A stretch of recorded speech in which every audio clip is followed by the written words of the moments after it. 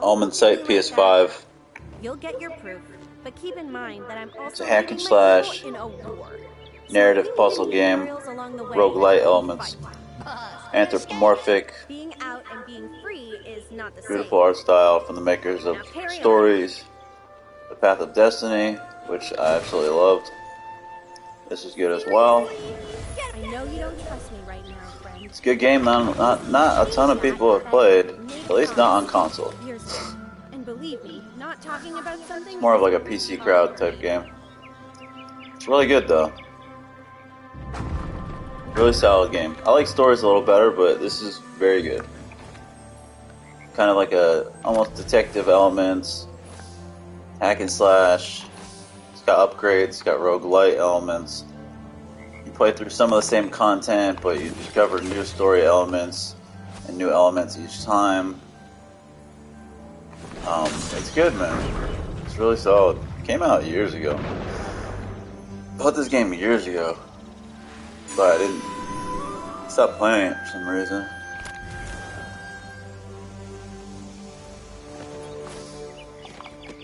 Solid though. Nobody cares, I know, but they rather watch people fucking play Fortnite or some bullshit. But games like this, you know, deserve more pub, in my opinion.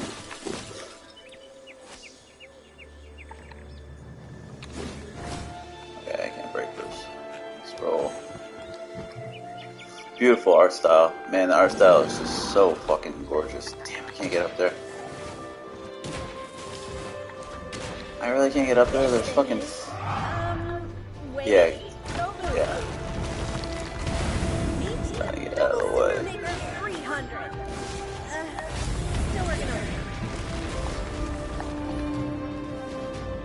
I remember how to do stuff.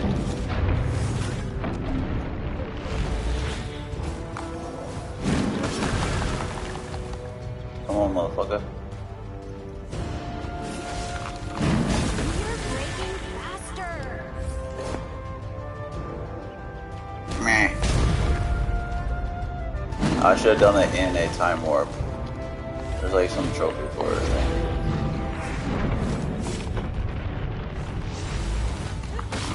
I thought I timed it right. It's a fun game though. It's good. I like these games. I like Spearhead. Stories was awesome. I like Spearhead style of game making. I love their art style. I don't know what engine they use. I'm assuming it's Unreal. It looks like Unreal to me. Unless it's something proprietary, which would make me like them even more, but I doubt it. I'm gonna go ahead and assume that it's Unreal Engine. It looks like Unreal. Look. But I love their art style. Fix something big. I guess all our lives are at stake. So, trust or no trust, I've got your back. I dig their storytelling style. It's like the detective kind of style. I like the gameplay style, the roguelite, play the same day, kind of discover new things. The combat's decent. I actually like the combat better in Stories, but their combat's decent. I really like Spearhead. They're a good little indie. And I think they're actually independent. Someone should gobble them up, man. Unless they were purchased by, like, the fucking, whatchamacallit, you guys that purchase fucking everyone. Microsoft. Jesus, I can't remember the fucking name. They bought fucking Gearbox and like everybody. Done here yet? God, I keep wanting to say Arctic, fucking Nordic. Embracer, fucking Embracer. Can't you practice after you're done? I'd be the type of developer that like Embracer would gobble up, or like Focus Home should grab them. Who published this game? I don't even know. Is it self-published? Maybe a good developer to gobble up though. One of those like mid-tier publishers. From a mischief perspective. Spearhead's awesome, man.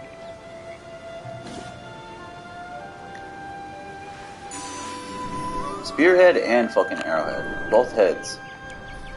Spearhead and Arrowhead should get acquired. I think they're both really good indie developers. Arrowhead are the guys that make Helldivers, which I fucking love. Absolutely love Helldivers. Excited for Helldivers 2. Very excited. I don't know how it's gonna play in a third-person AAA kind of perspective, but the gameplay loop in Helldivers is just really fun. So whatever perspective it is gonna be good. And I can't be mad at higher production value. So it's just the same gameplay style with higher production value. I'm down. Oh no! I wanted to fucking throw it. There's like a trophy for that. I hate these squids.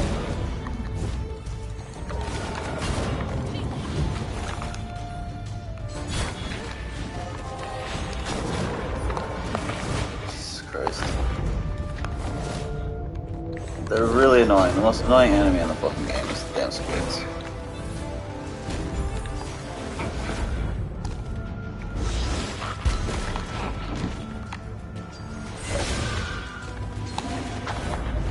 There's also moves that don't seem to work, and I haven't figured out how to make them work.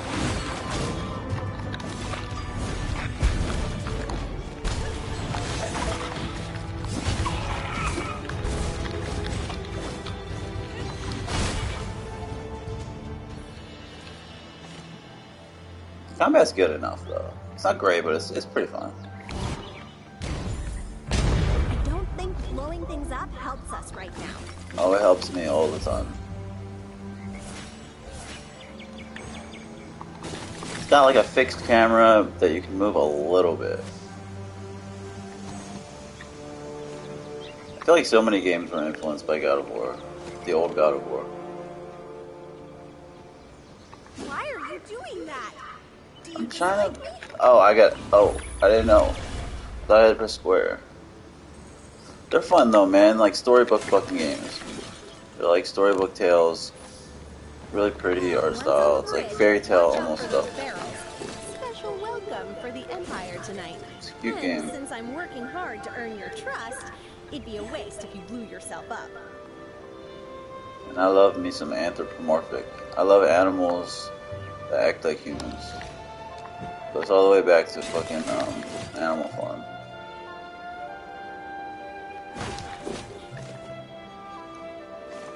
I gotta get the fucking purple keys. It's so gorgeous. It's probably one of the most gorgeous indie games I've ever played. It's so pretty.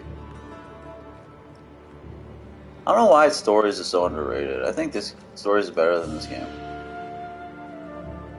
Stories just really doesn't get that much love. The game is so fucking good. The fucking narrator in Stories, John Cleese-esque, so good. The storybook aspect, the combat was good. Fucking love Stories. Anything these guys put out, I'll fucking play and like. They gotta be ready to announce their next game, unless they made something and put it out only on PC. I gotta look that up and see what Spearhead's doing. They gotta be ready to announce their next game. That's one of them. It's been like 4 years. Is the path to the Amber Tree clear? The Amber Tree? Why do you care about that? Oh, you know, I may have accidentally followed you. Mysterious gatherings in the night make my whiskers shiver with excitement. Unless I misunderstood? I mean, who would plan a secret meeting in such a conspicuous place, right?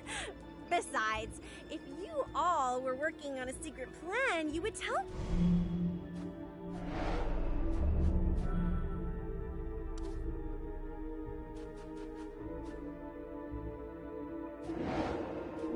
me about it. Me being your boss and all?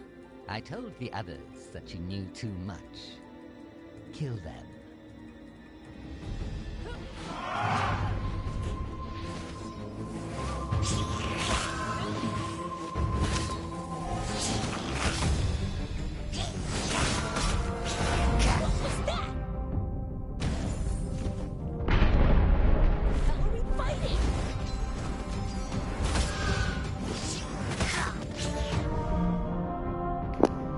I'm trying to do specific things to get combat trophies. It's not working, so that's why I'm sucking at combat.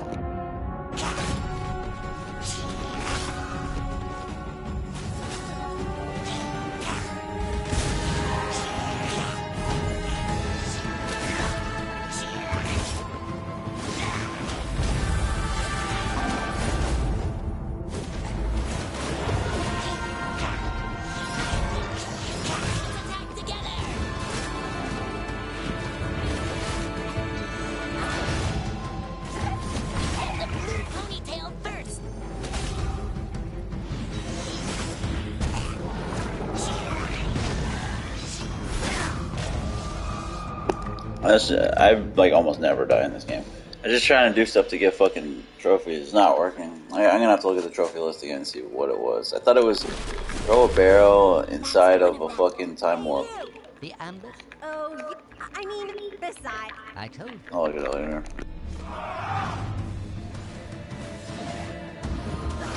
Impossible!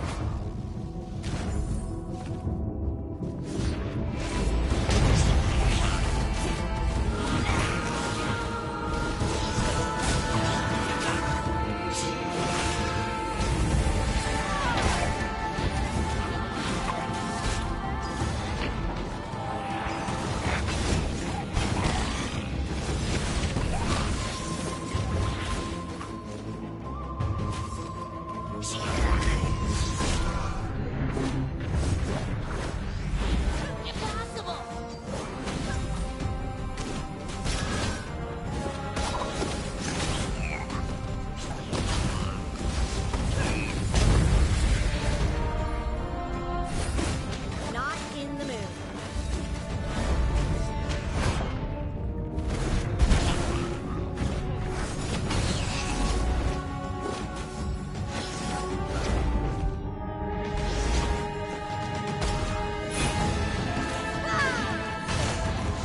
Fight till the end.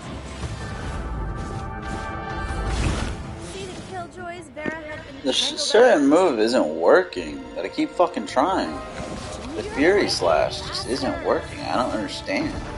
You hold down a fucking triangle once you have your stamina enough to do it. It's not fucking working. I need that to get a trophy.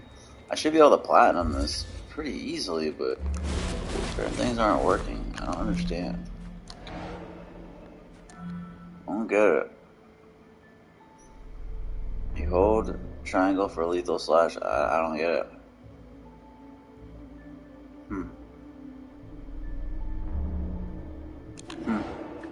Where? I just don't understand.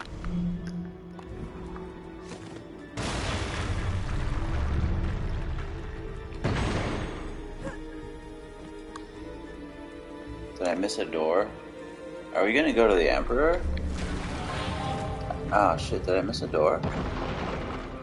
No, this isn't where the Emperor. This is a different spot. This way.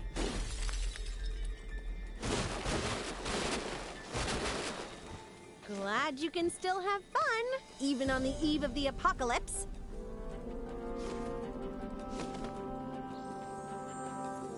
Treasure?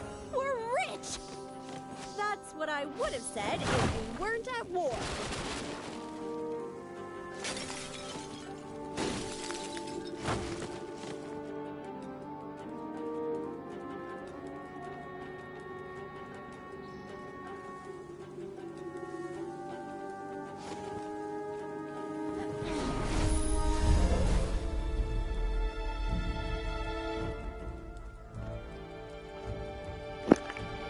I also love snowy settings. Any game with a snowy setting automatically gets points.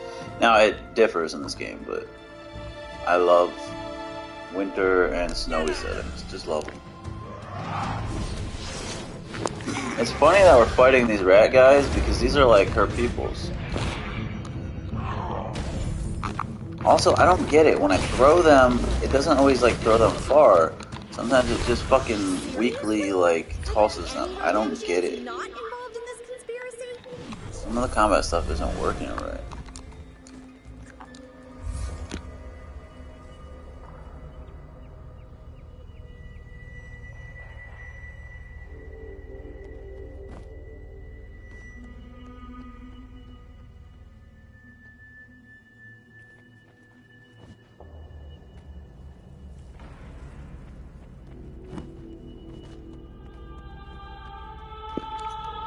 It's so pretty though. Seal.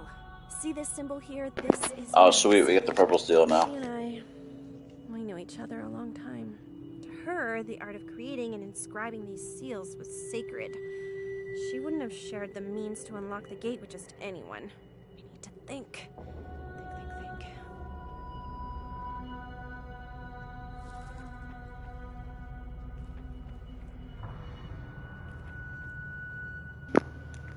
got some little decent SSR, screen space reflections. You can see the reflection a little bit. Certainly not ray tracing, but it's nice.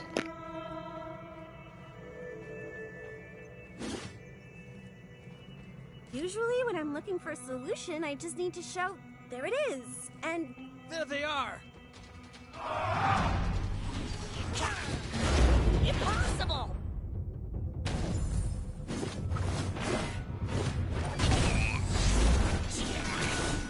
Fast, fast!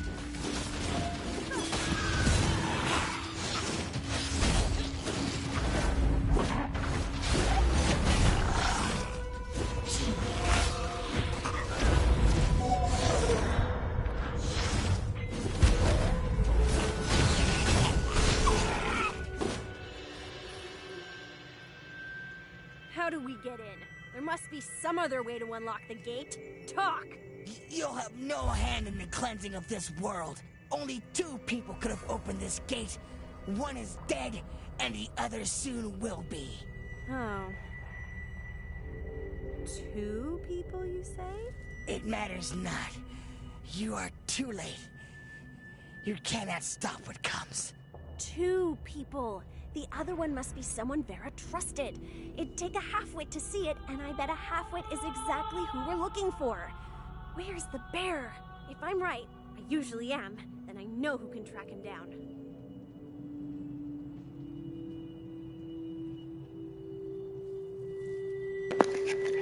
So Ludamore can unlock those doors?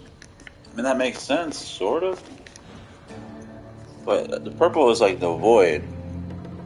He's not a void guy. It makes sense because he's the only other character who hasn't given me a door to unlock, but why would he unlock the void doors? Radika? And that one with you? Yeah. Interesting. So you know who this is? I'm just surprised to see you here. I know the fighting's not over yet. Something urgent came up. Look, I know you keep tabs on everyone. Where is Ludamir? Ludamir? We need something from him. Unless you can travel back in time, you're out of luck. He's now a pile of steaming ash. Hendrik's work, of course. That's inconvenient. Theobor? Yes? Why do you keep looking at the clock? Oh, I'm waiting for someone.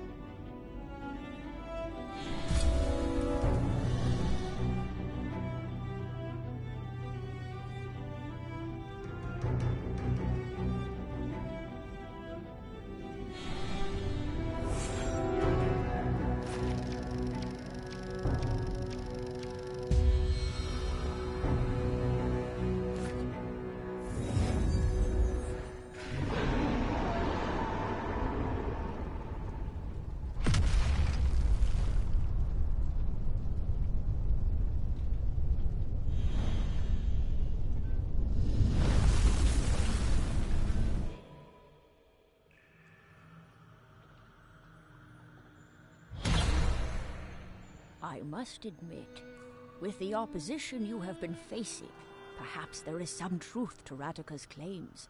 You should investigate this hideout. Find the proof inside. But you will need Ludamir to teach you how to unlock the seal. Do what you must to earn his trust. I should have already earned his trust. I already murdered the fucking Indrik with him. From time to time, you should examine your investigation board.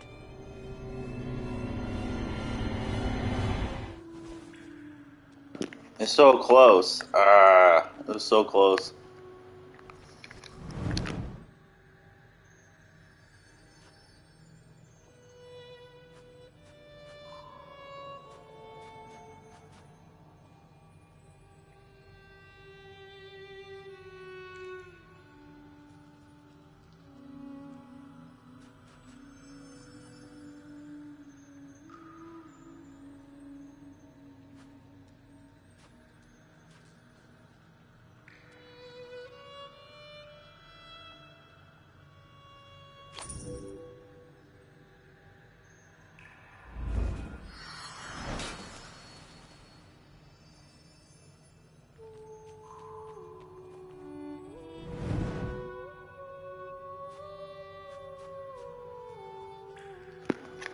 I wonder why that one's not unlocked.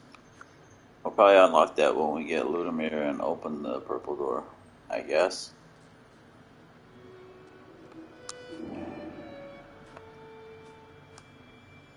I'm actually pretty far in the game.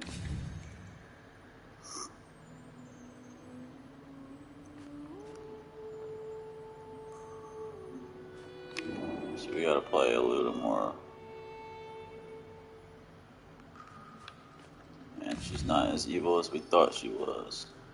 Radica.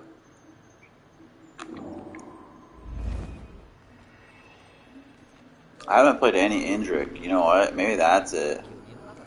I know they want me to play Ludimir and get the fucking purple door thing, but I haven't done any Indrik missions yet.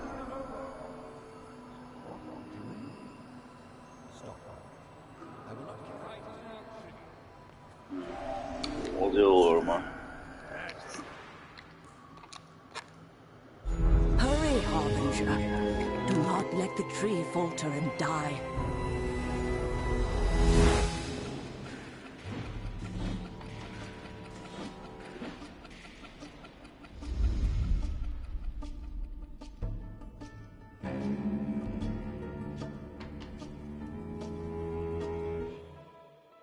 Ludimir, listen to me. They will cut you down before you reach the gates. And what do you suggest? Wait for it to be over? Yeah, everything will be tickety-boo. At least bring a squad along. Who, eh? Ratica's mob? Everyone's up their arse with the big...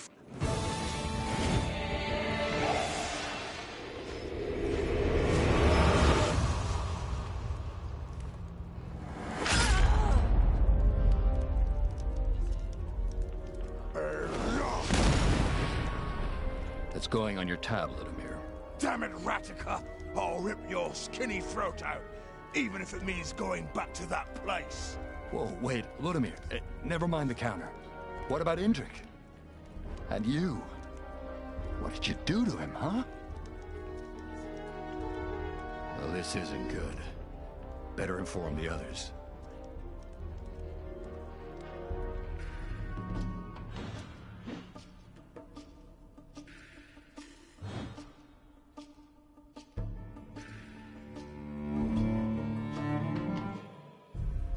Insane, I know. What fool uses his own secret escape route to return to prison? But Ratica is there, and I know her friends will try to free her soon. They better not get in my way.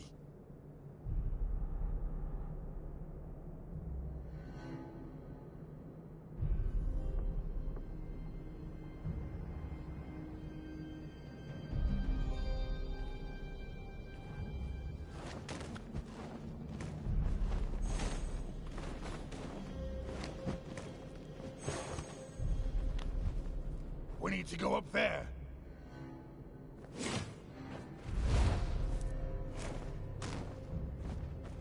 Ludimir?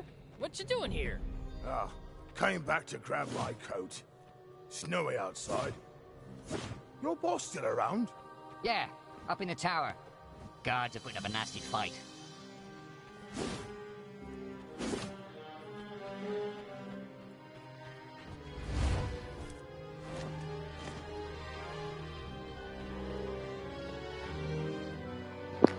I gotta jump on his head. There's a trophy for jumping on all their heads. I don't know if I've jumped on his head yet. Usually they say something after you've jumped on their head. So, mate, you in it for vengeance too? We gotta try and jump on his She head. sees you. I know she did. This is a new area. Never been here. This is cool. In a game that replays some of the areas, not as much as Stories. You don't replay as much content as you did in Stories Path of Destinies. So some people might like that.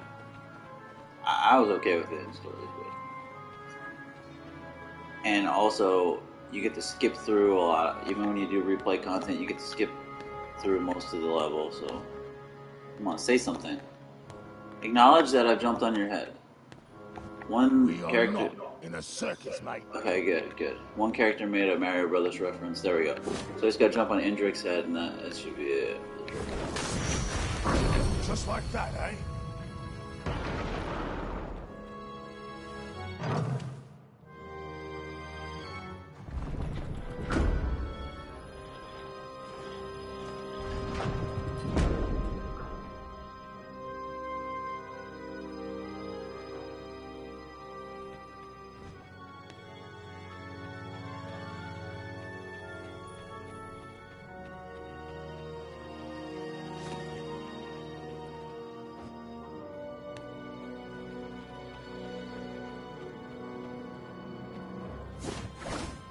Yeah, on it.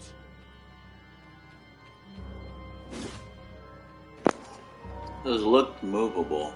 They looked movable. They like turned green. Where? Stop picking up stuff. We gotta hurry.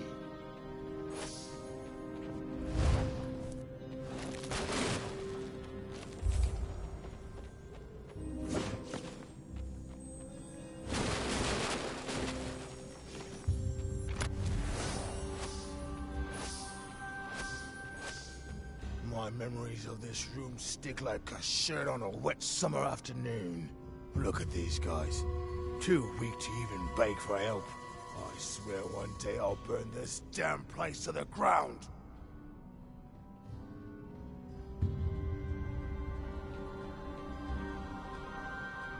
Stop wasting time, mate.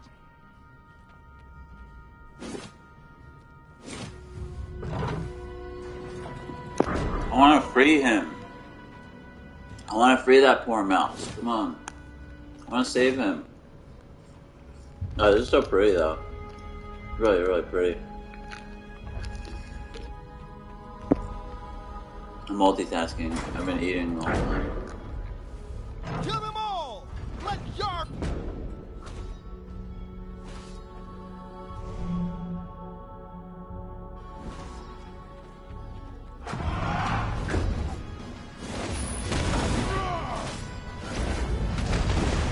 Over here!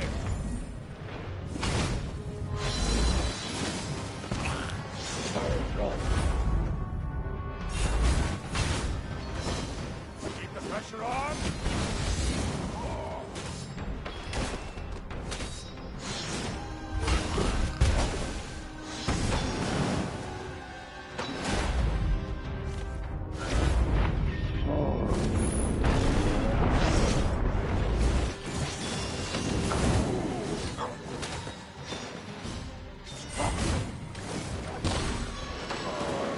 The cavalry's here!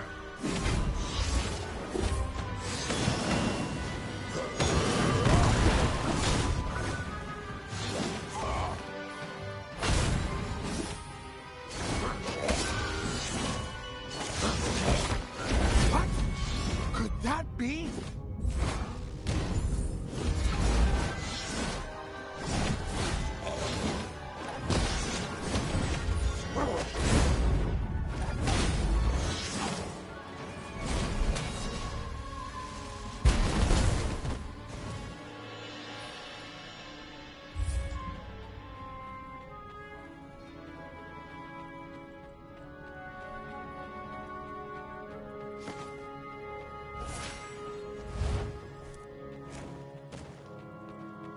Well, straighten my whiskers. Wasn't expecting the mighty Ludimir and the rescue team. We'll have the upper hand now for sure. Psst, play along, mate. We're only after Ratica. You all hold position. The two of us will, rescue the boss. That was not the plan. It's the plan now. Out of my way.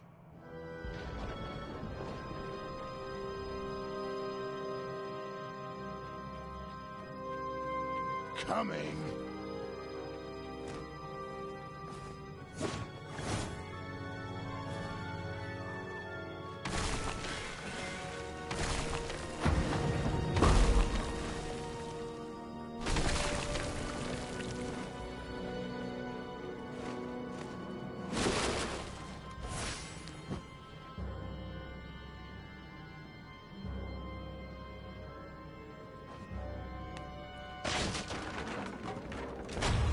I fucking jumped, dude. I swear to God. I pressed jump at the end of that. Great. Now I'm not gonna get no death. Like it really fucking matters, but I fucking pressed jump at the end of it. Saw it from a mile away. So real quick.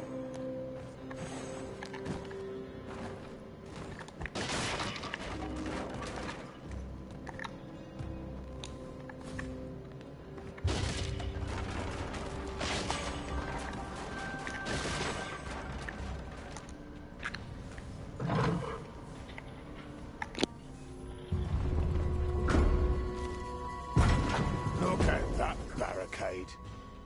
Rogentian engineering. Should we help? Watch out there! Above us!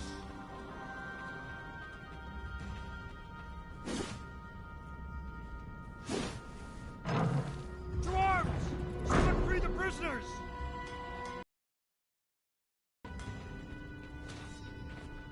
Kill them all!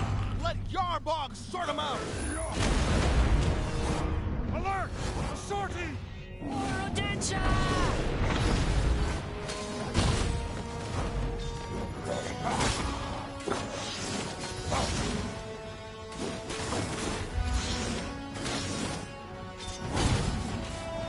Thanks, Ludimir.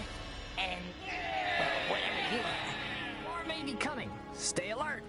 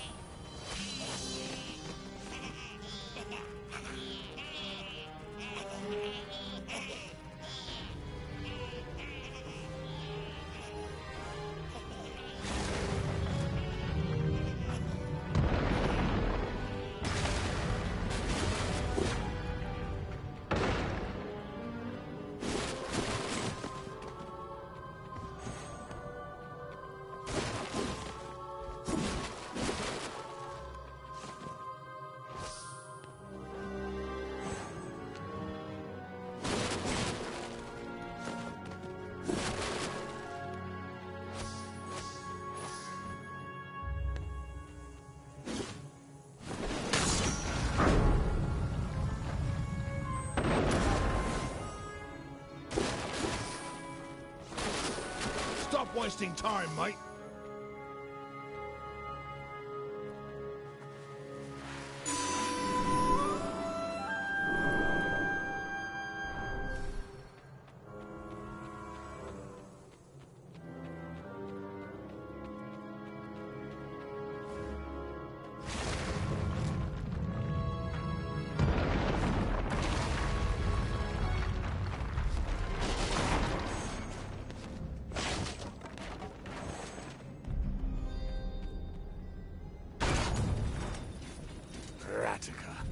She fooled me into believing she was a good person. Oh, I still remember the day she showed up with Vera. Ratka had the notion that orphan owls should live with bears. I can't afford to doubt. Radika must die.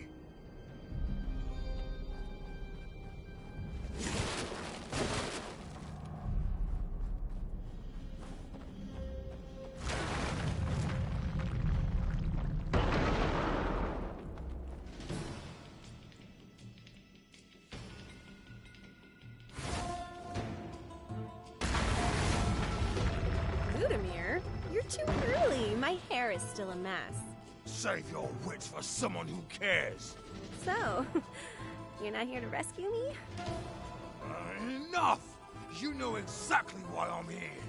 Hold on. It's complicated, all right? We're gonna have to kill Radika to gain his trust. That sucks. Explain everything. What I don't understand is why you would want to kill Vera. I thought you were friends. She was even helping Rodentia. Helping you. Listen to me. I can explain everything. Oh, let me guess. For your cause, for the greater good, for Odentia. Save your explanation. I'll let you tell it to Vera herself. But I had to do it, and it was for... Never mind. You came...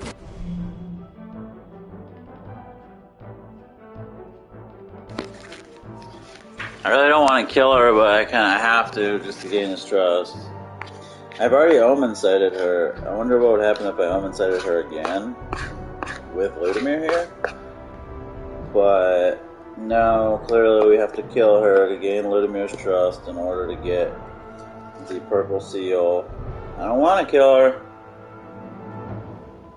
I really don't. I don't want to kill my Radika. A little ratty. I love rats. Everyone knows that. Everyone knows I'm a fan of rats. And mice. Everyone knows I love mice and rats. Far and wide, they know. I wonder if she's going to turn into Deathless. Ludimir I get, but you? Ludimir I get, but you? Why do you want me dead? Never mind. You picked on the wrong Rodentian. She's going to turn into Deathless, right? Your magic won't save you, Ratica. Now we're fighting her straight up. I don't want to kill you. Time for some, strategic redeployment. What the fuck is she? Why are you doing this? Doing it to gain his trust. I don't want to kill you. I really don't want to kill you. I've already killed her as Deathless.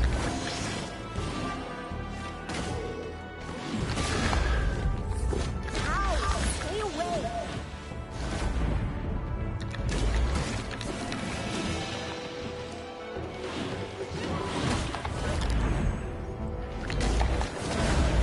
Damn it. There. What is she? Why are you doing this?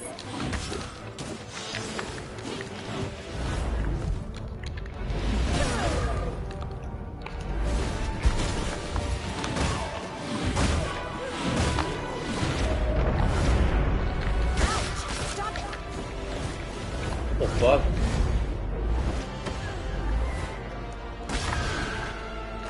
Time for some, strategic redeployment.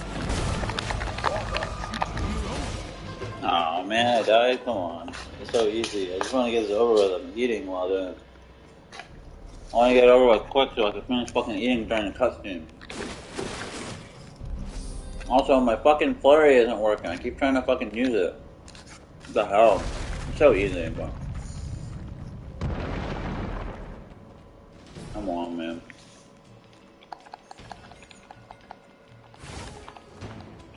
Come on. Survive. Ludimir? Say, So... Hold Come on. on. would I? Listen. Oh, let's see. Let's kill this rat bastard. And it was for... Never mind. Ludimir. Never mind. Her magic is quite something. What the fuck is she, bro? Don't want to kill you. Now I'm gonna give you this chance. Flee while you can. Ow! Stay away.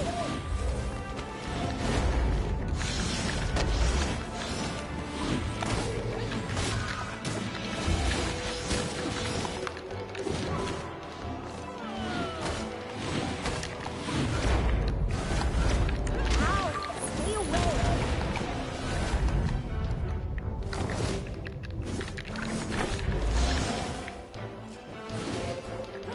I don't want to kill you. Now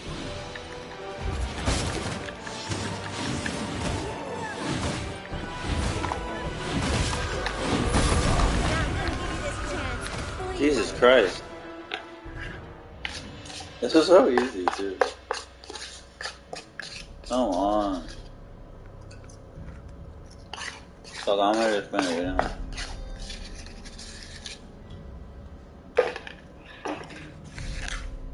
There. it goes to the cutscene again.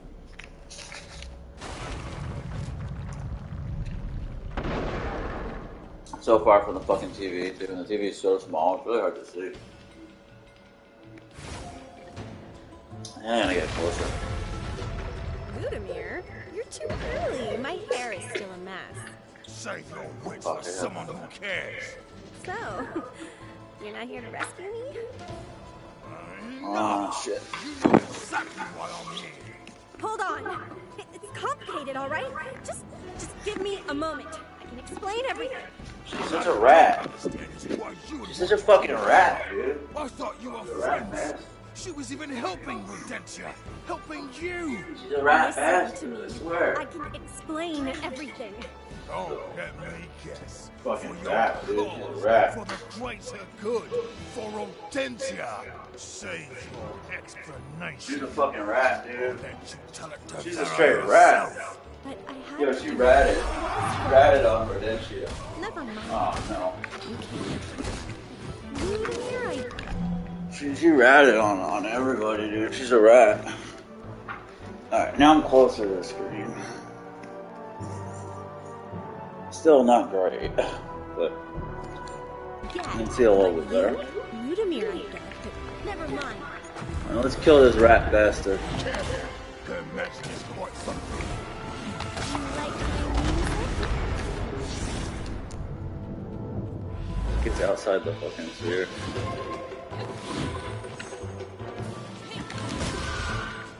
Why are you doing this?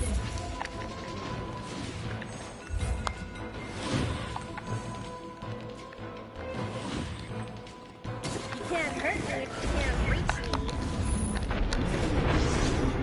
Yeah, she really gets out of there. Why are you doing this?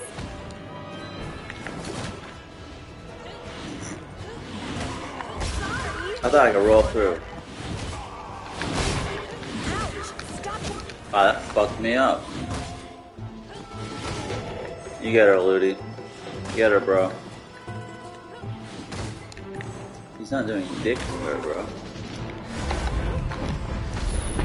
Now I'm gonna give you this chance. That didn't even hurt her. Chance. Damn rats. She's fucking me up. This is like such an easy game, too. What the fuck, bro?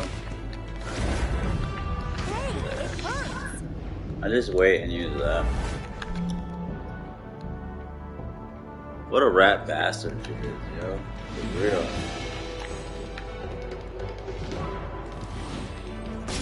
Oh, it gets you in the air. Why are you doing this? She's such a rat, dude. She's a fuck. She ratted. I can tell she fucking ratted.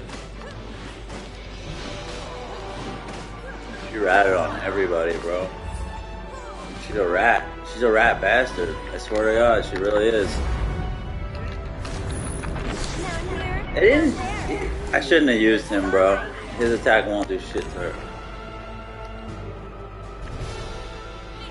Fuck that. I'm waiting, bitch.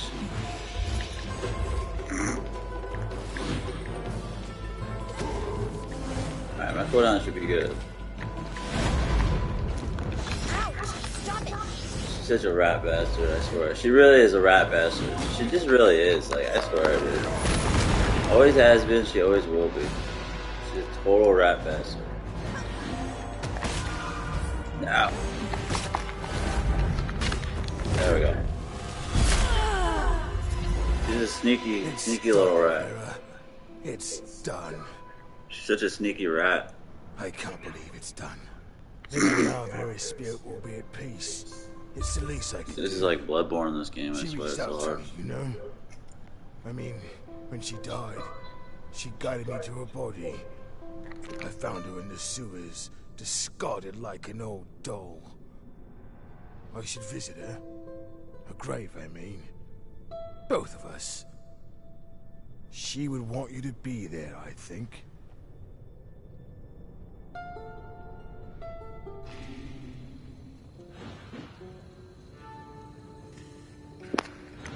kind of conflicted about that. Killing her, I really didn't want to kill her. I really didn't want to.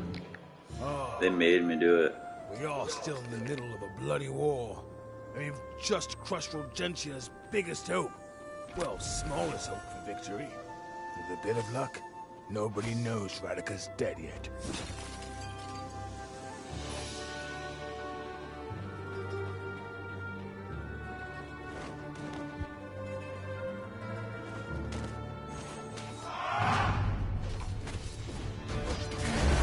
What the?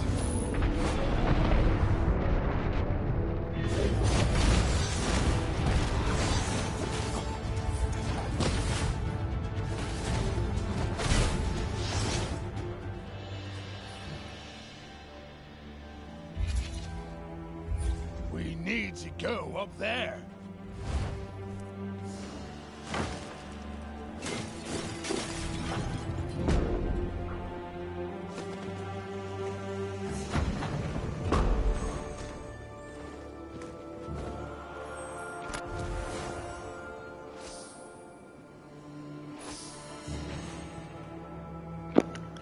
I hate how the crystals take a while to like warp to you. I hate that. Why don't they just do it immediately?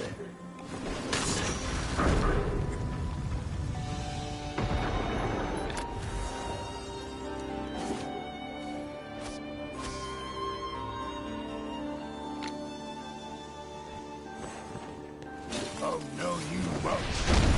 It's Ludamir! Damn it! Charge!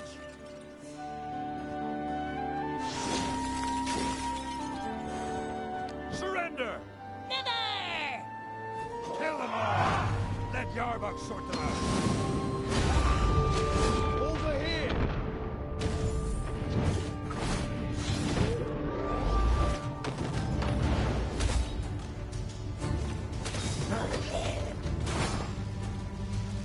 We need reinforcements.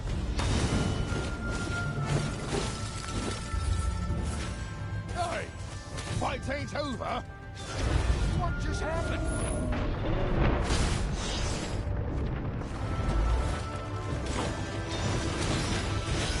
I thought we were done for. Thanks, Ludamir. And shiny friend.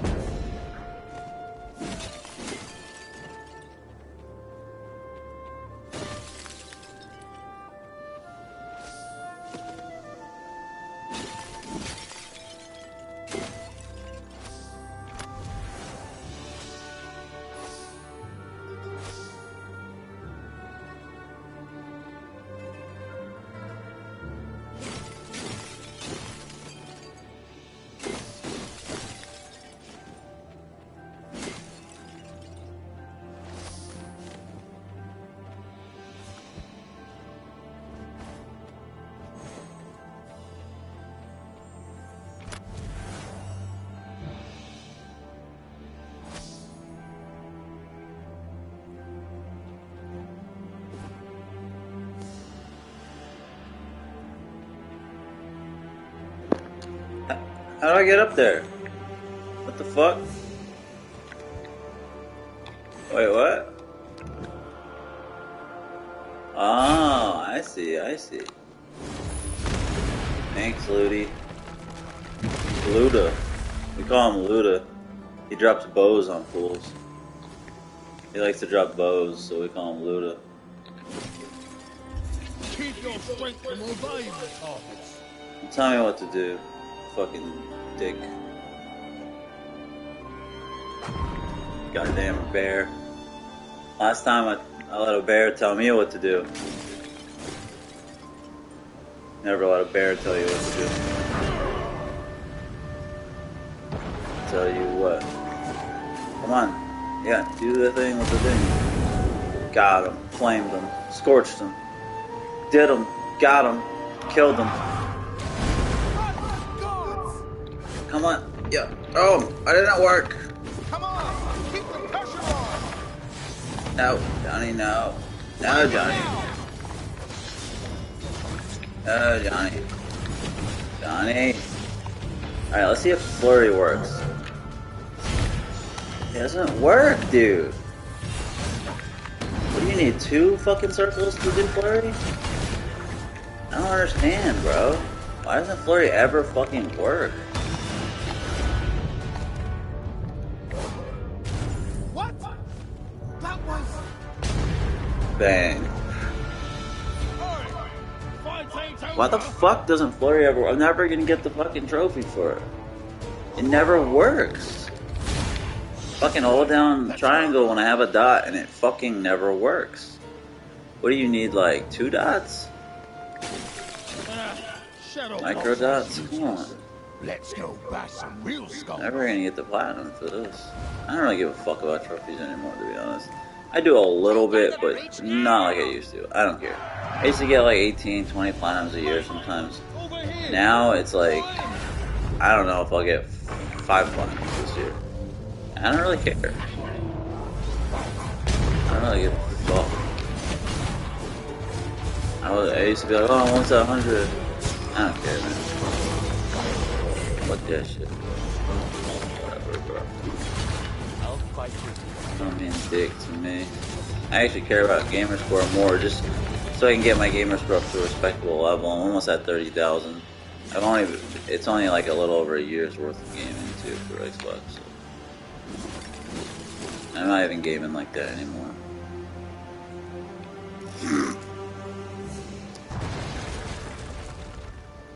Care more about getting my gamer score up to at least a respectable level. My fucking PlayStation score is already fine. I have 96 platinums, 471 trophy level, like about 10,000 trophies. I'm good. I'm fine. I'm not in a dick measuring contest with trophies. I have no one to race against anymore. I'm single. I used to do it with my girlfriend.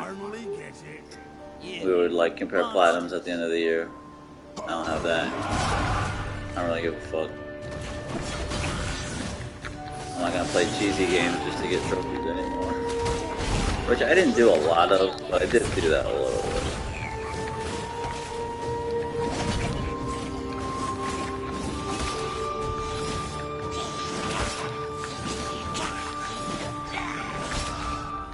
I'm trying to get the 2 fucking dots. Now, let's see if it works. It doesn't work, man. Right, let's see if we can get the 2 dots. Alright, now we'll try it.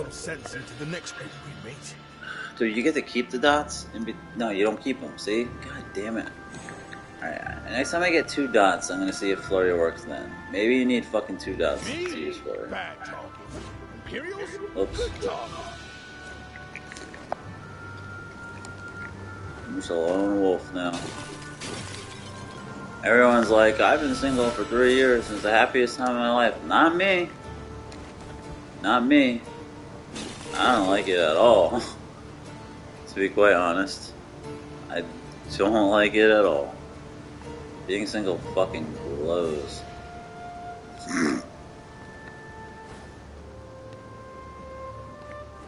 Pretty shitty. It's easy for girls to say that. It's easier for girls to say that. They don't have a sex drive that's aggressive. Typically.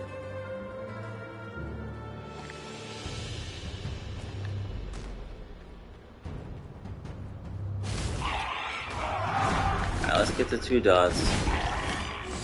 I'll see how that does.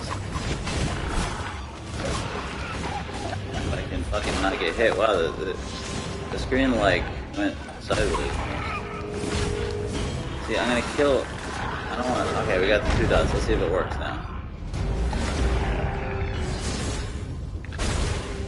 Okay. It takes. Flurry takes 2, I think.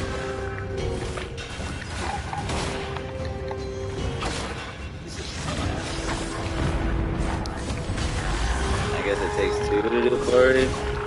But like they almost die before you get the 2 a lot of times. Flurry is so not worth it.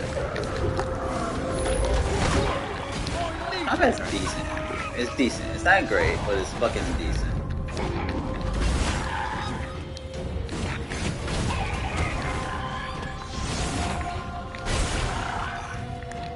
He's like invisible. What the fuck? This flurry costs 2 dots. That's why it wasn't working this whole fucking time. I'm gonna have to replay shit probably after I beat this to get to combat trophies, and it's probably worth doing. This is a really easy platform. What's with the Emperors and their obsession with big toys? This is new. This is fucking totally new. Did you see the sign? Oh, this is cool. I like this. This is pretty cool. Let's see what we can do before it comes. These guys are tough though. They got fucking shields, so you gotta kill from behind.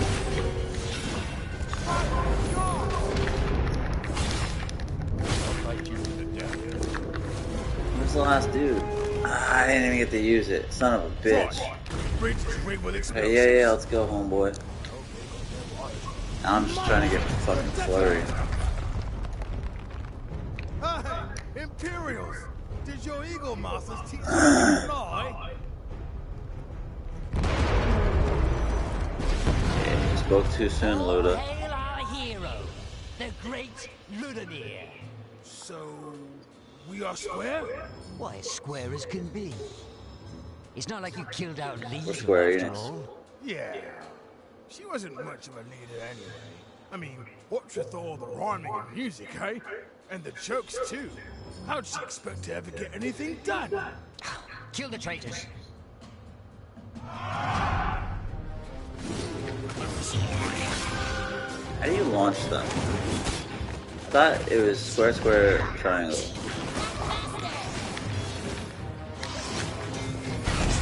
I don't get it. I thought it was square, square, triangle.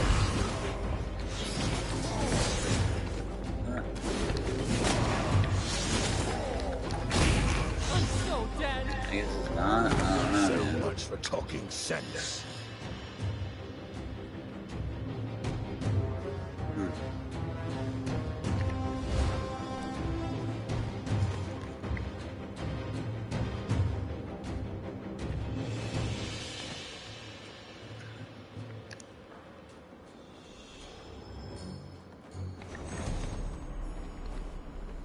A lot of door opening in this. That's for sure.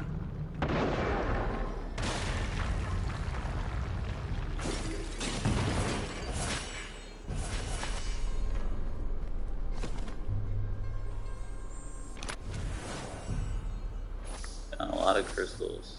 I have a shit ton. I have 12,000. Holy smacks. We're gonna be able to unlock something good.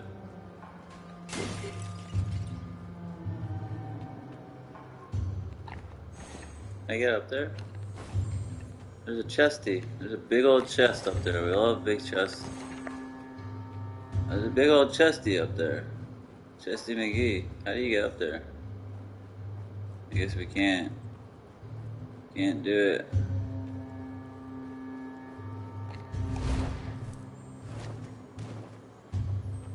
Oh. Durr. That's not the chest though.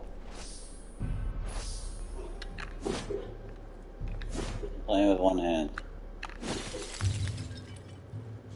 Oh yeah. Yeah, that was the chest. I did not know. Vera was incredible. Wise, talented. She created her own seal. Just like the ones Ratika and Indrik use. No one's been able to do that for centuries. And she only taught one person the way to unlock it. You? Why didn't you teach me that earlier, bro? Fuck's sakes, Luda. Luda. Fucking ludicrous.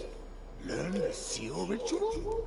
Took me months. He's so ludicrous, bro, I swear. This was our secret place. Vera and mine. He's in Fast and the Furious. This is the greatest movie franchise of all time. So fast, so furious.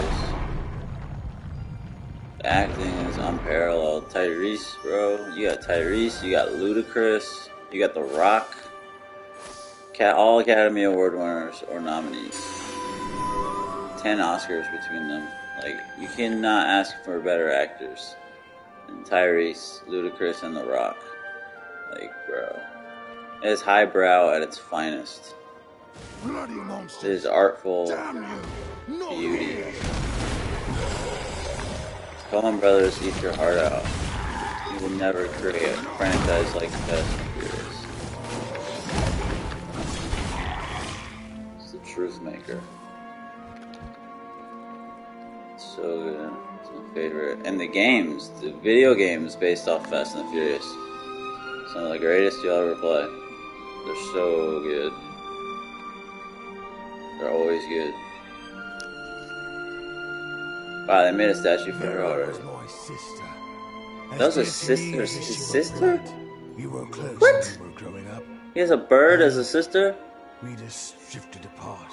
A bear and a bird. Failed her when she needed me most. That don't make no sense.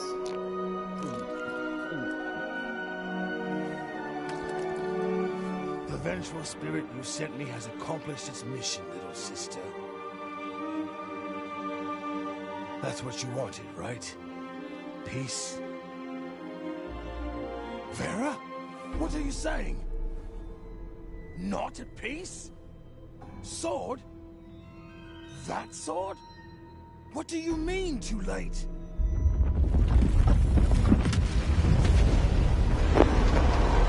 It's murder. Holla, holla. Straight murdered us.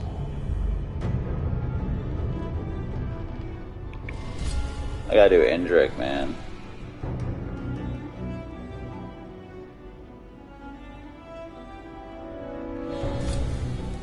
Murder, murder, murder. Kill, kill, kill. Okay. We gotta go back and do Indrik's shit. Dead body hidden in the sewers.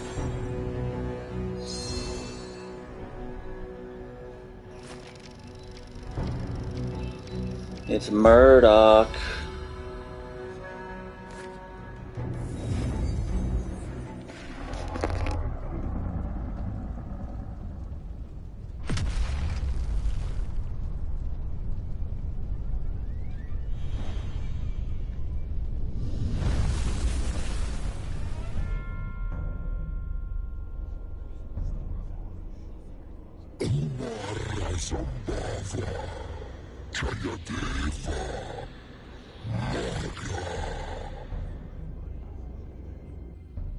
Voden saw you.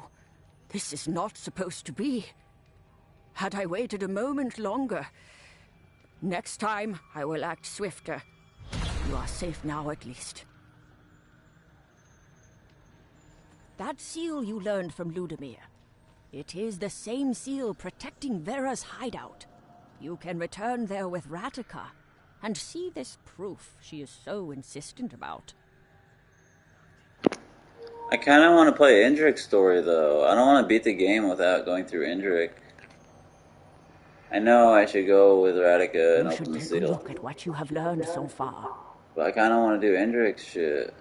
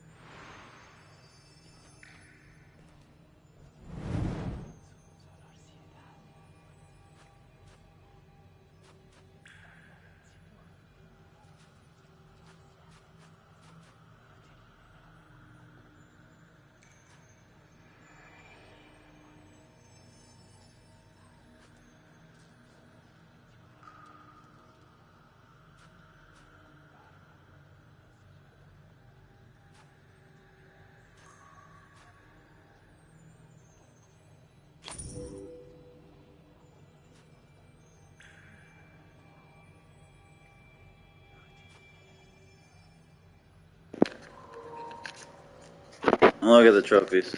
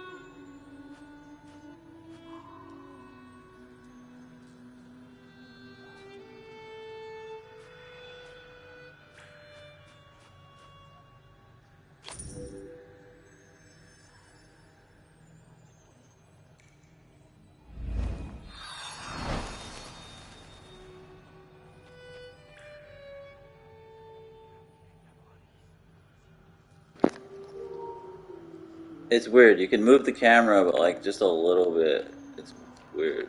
It's very weird. See, they want me to go back with Radica, but I really want to do Indrix shit. See, like we skipped this. I don't want to like beat the game without doing Indrix shit. Like, I'm worried if I go do Radica's, open the purple gates with Radica or whatever, it'll just like take me to the end. And I want to get it all. I want it all, baby. I think I'm gonna just play one of the Indrik. Plus, I want to jump on his head so I can get that trophy. I'm getting close. In some of those cribs and engines are kept waiting. Unless that's how I'm supposed to play it, but see, I still got all this Ludamere shit to unlock. All these clues about Luda. Looking ludicrous, baby. He's so ludicrous right now, I swear, he really is. He's always been ludicrous. Our soul is key to stopping Golden. I'm gonna play an Indrik, just to see what fucking happens. I know they don't want me to do that, but I'm gonna play an Indrik. I've never played an Indrik one yet. I've literally never done Indrik yet. There has to be a way to stop Voden. I just wanna see what happens. I'm gonna jump right on his head too and get that trophy. I should. Jump right square on his bird head. He's a bird. They call him Birdman. He once was in the big timers. For him, balling was a habit. He's a cash money millionaire. He's such a big timer, I swear. He really is. He's a big bird. They call him Big Bird. Yeah. This is his nickname. That was his nickname back in college. He went to the school of hard knocks. He's a real big bird, I swear. That fucking guy. Fucking Birdman. He used to play for the Miami Heat, Birdman. You are the Harbinger. Your coming means that something terrible is about to happen. Voden, do you know our history? How Yarbog, our god, our patron, defeated Voden, and the blessed sword Cladden shall be bestowed upon the righteous disciple. And he and his descendants shall fan the flame and temper the blade, lest it crumble, and invite the darkness to return anew. Vera and Ratica, they came here for Cladden. They seek to use the Void as a weapon to win the war, and thought they could control it with the blade. Ratica would rule a dead world. And she claims I'm a monster. We will find her. And when we do, I care not if the mouse talks or sings. She will give us Cladden. Wow, that was a lot of information. First of all, she's not a fucking mouse. She's a rat, buddy. Okay? She's a damn rat. Her name is Ratica. Alright? That implies rat right there. Maybe call her a rat fink or something. But she is not a mouse, pal. Alright? I take great offense to that. Clearly, she's a rat. We all know she's a rat. A mouse is a different species. Entirely. Mice do not have the same kind of skin tails. Secondly, he's claiming that Vera and Ratica are bad guys. That Vera is a bad guy. Vera, throughout this whole game, has been hailed as, like, the good guy. She's like, oh, she was murdered by Ratica, which is weird. Because if Ratica and Vera are trying to use the Void as a weapon, why did Ratica kill Vera? Okay, I don't get that. Secondly, if what he's saying is true, and Vera and Ratica are the bad guys, and they used and summoned and tried to use the Void to win the war, and now the Void is what's like killing the world. The world ends at each day the apocalypse happens. The Void like kills the world. Like this giant snake from the Void kills the world. And Vera was murdered, and she was like the ruler or some shit, and she was seen as like the good guy, and it was, oh, her murder was a horrible thing. So if what he's saying is true, then she's really the bad guy. She's the one who brought the void and basically created the apocalypse. So Vera's a bad guy? So maybe I shouldn't have played this content yet. Maybe I should have opened the gates with Radica, whatever. That's a massive revelation. That Vera and Radica were the ones who brought forth the void, which essentially ended the world, because they wanted to use it as a weapon to win the war.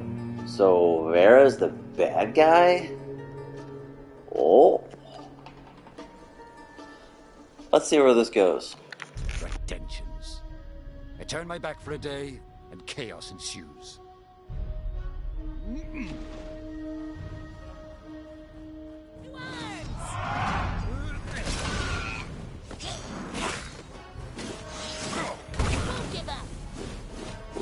Fire! We don't know where they came from. Damn rats are everywhere. Does that surprise you, soldier? Battles such as these are how wars are lost. I gotta jump straight on his head. I tried to kill the wolf. I didn't realize he was our friend. Let's jump on his head and give me that trophy. Mary Brother style. And let's see if we can get his head. Come on, give me that trophy. Say something. Cue the audio. Let's do it. Trophy time. Yes, got it. Boom! And the trophy is called Mario Wannabe. Oh, that is beautiful. Well done, Chef's kiss. I hate that phrase, but Chef's kiss, Spearhead. Mwah. Magnifique. Magnifique. Beautiful. Gorgeous. Only a bronze, but what a bronze that is. What a bronze. And they made a Mario reference. When you jump on Radica's head, she says, "I'm not a turtle." Like Mario Brothers reference, because you jump on the turtles. Good money. I like that. That's one of my favorite bronzes in a while. The Emperor!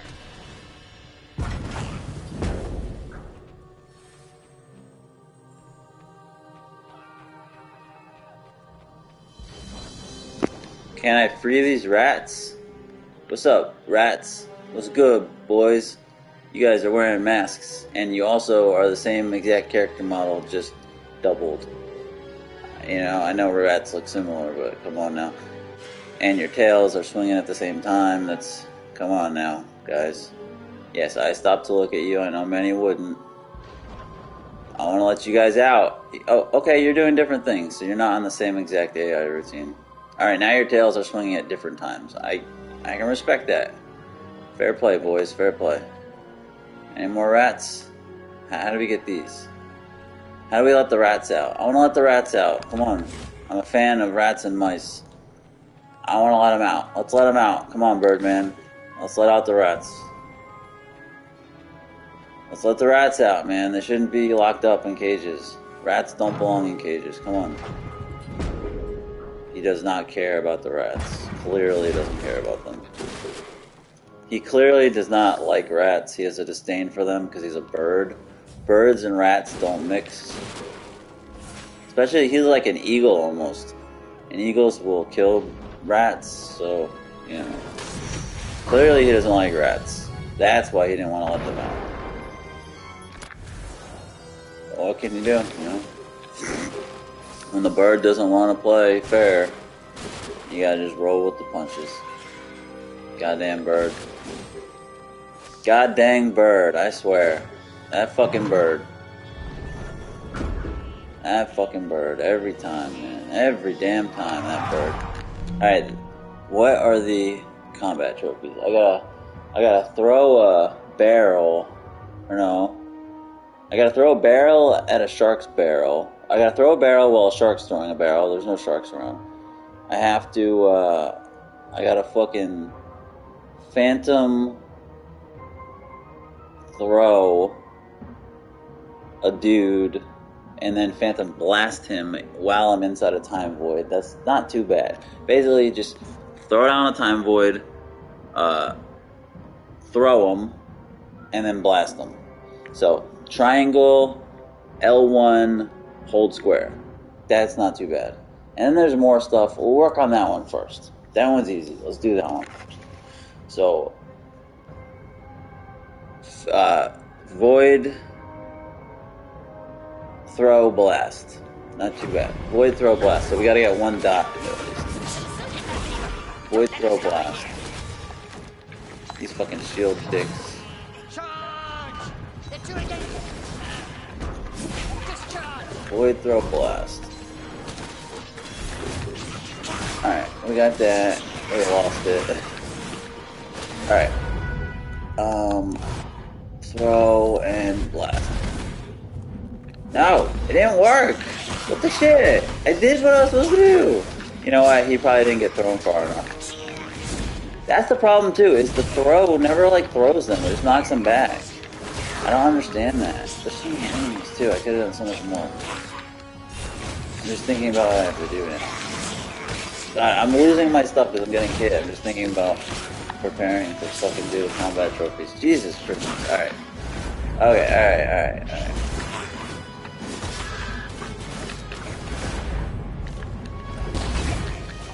Alright, let's try to do it now.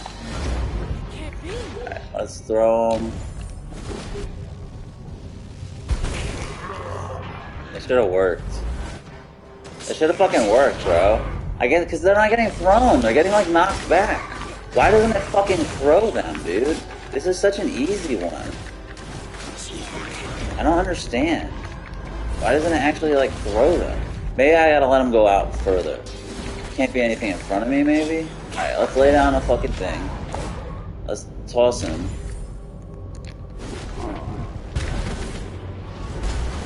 There we go, I got it. There we go. Alright, got it. Alright, what's the next one we gotta get? Besides, we gotta throw a barrel at a shark. Throw a barrel at a shark. Okay, we gotta throw a barrel, we gotta throw a bomb at a column while inside a void. But there are no columns here. And there's some other shit, I forget. There's some other shit that includes like, I gotta save up 4 blasts and shoot 4 blasts while inside a void. I gotta fucking do 2 death furies, which I don't even know if I have enough stamina to do that while inside a thing. But there's something else too. Oh no, the column thing is the only other thing.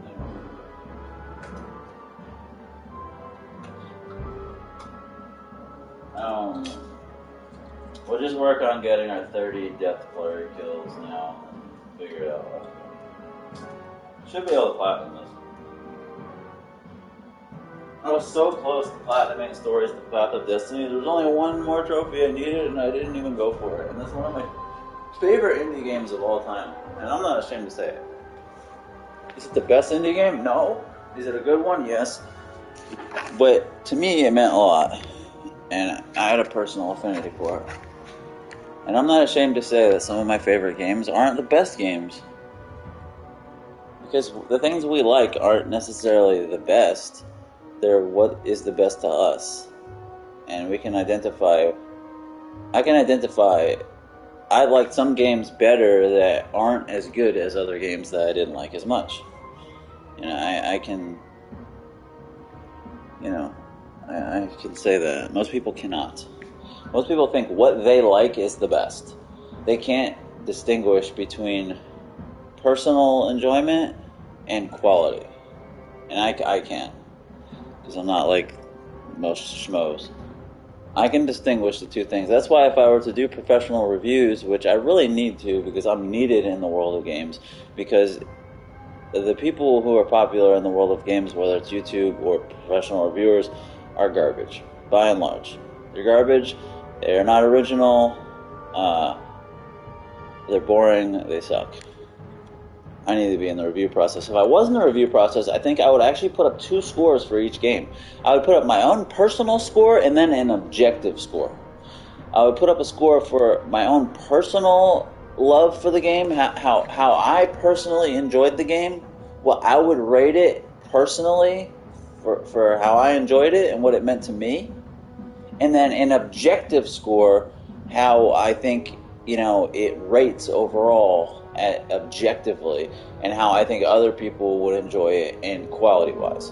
So there'd be a score for my personal enjoyment of the game, and a score for what I think the overall quality of the game is objectively. Because there have been games that I will admit are great games, but I just may not have personally liked them for whatever reason, or they didn't click with me. But I can admit that they are really good games. And then there are games that I can admit are very flawed, and are maybe not great games, or maybe mediocre games, maybe even some bad games that I actually enjoyed. Because a certain aspect of the game connected with me, or certain aspects of the game connected with me. Even Godfall, I enjoyed it, and I can admit that game is not a great game. I'd say it's maybe a 7 out of 10, even though it got 6.5. I think it was a little underrated. But for the visuals and the combat and the build variety alone, I enjoy that stuff, and I like the setting. But build variety and great build variety, great combat, great visuals. If you give me that, that's enough for me. I can get down with that. Even though the story was like nothingness, it was repetitive. Still, man, the combat and the fucking build variety, I love messing with different builds. And great fucking combat that doesn't get old, that has massive variety, a big learning curve, a lot of different things you can do, and then you mess with the different builds and you can do different things, and you keep, there's always new things in combat to learn and to perfect and to exploit. That's why I enjoyed it.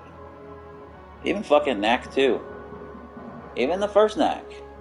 There's not a great... Knack 2 is a good game. Underrated. The first Knack is not a good game. It is a probably below average game. But I played it on hard, played it at launch, and there were aspects of it that I enjoyed. But I can admit it's probably a 6 out of 10, 6.5 out of 10 game. The second game is an 8 out of 10. I stand by that. That game is straight up... Knack 2 is straight up an 8 out of 10 game. Or 7.5. At least a 7.5. There's no reason. I think that game originally had like a 71 or 72 Metacritic, and it went down to like, I think it's like a 69 now, or 68, 69. It is irresponsible that that game would be rated below a 70. Like, the first Knack, very flawed. It's not a good game. The second Knack is a solid game. It is a solid co-op, hack and slash, story-driven game. Linear game. It is solid. The second game. Excellent visuals, particularly if you play it now on PS5. Gorgeous. Gorgeous running at 60. Very good visuals.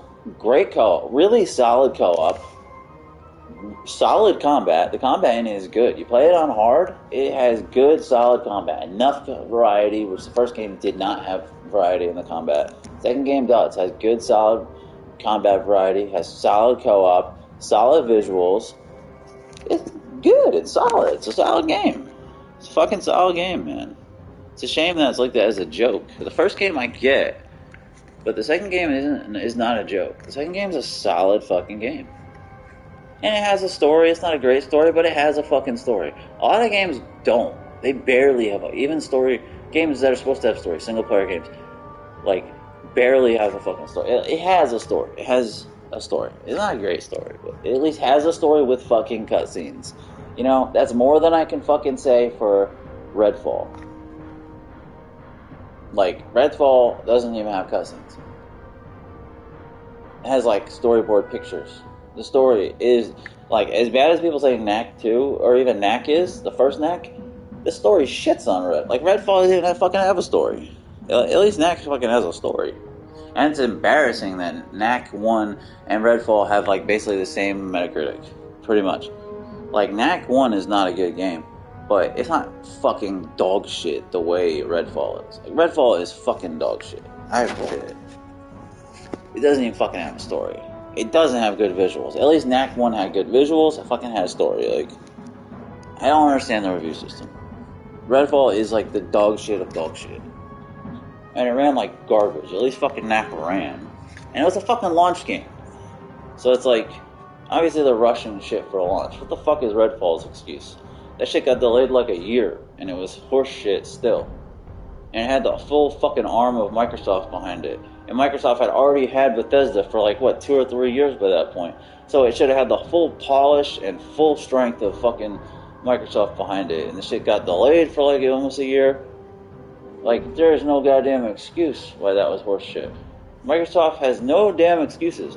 This is coming off of the fucking Halo debacle, which got delayed for 14 fucking months and was still fucking horse shit. And the goddamn Halo Infinite came out and it's got an 87 fucking Metacritic and was rated Player's Choice Game of the Year. And now everyone's like admits Halo was dog shit. But oh, by the way, it got a fucking 87 Metacritic and it won like 30 to 40 Game of the Year awards and it was the Game Awards Player's Choice Game of the fucking Year. So all you fucking hypocrite morons who are now saying, oh, Halo Infinite is dog shit, y'all are the ones who voted it Game of the Year. And not just the fans. Because media outlets, it won like almost 40 fucking Game of the Year awards. And now everyone jumps on it and dogpiles on it like, oh, Halo is shit. Where were y'all in fucking November of what, 2022? When y'all were jerking off over fucking Halo Infinite. Oh, it's so good, Halo's back. The fucking, come on, man, the Dave Jaffes and all these jagoffs, who's Jaffe is like, so this is one of the best multiplayer experiences ever. When's the last time you fucking touched Halo Infinite, Jaffe?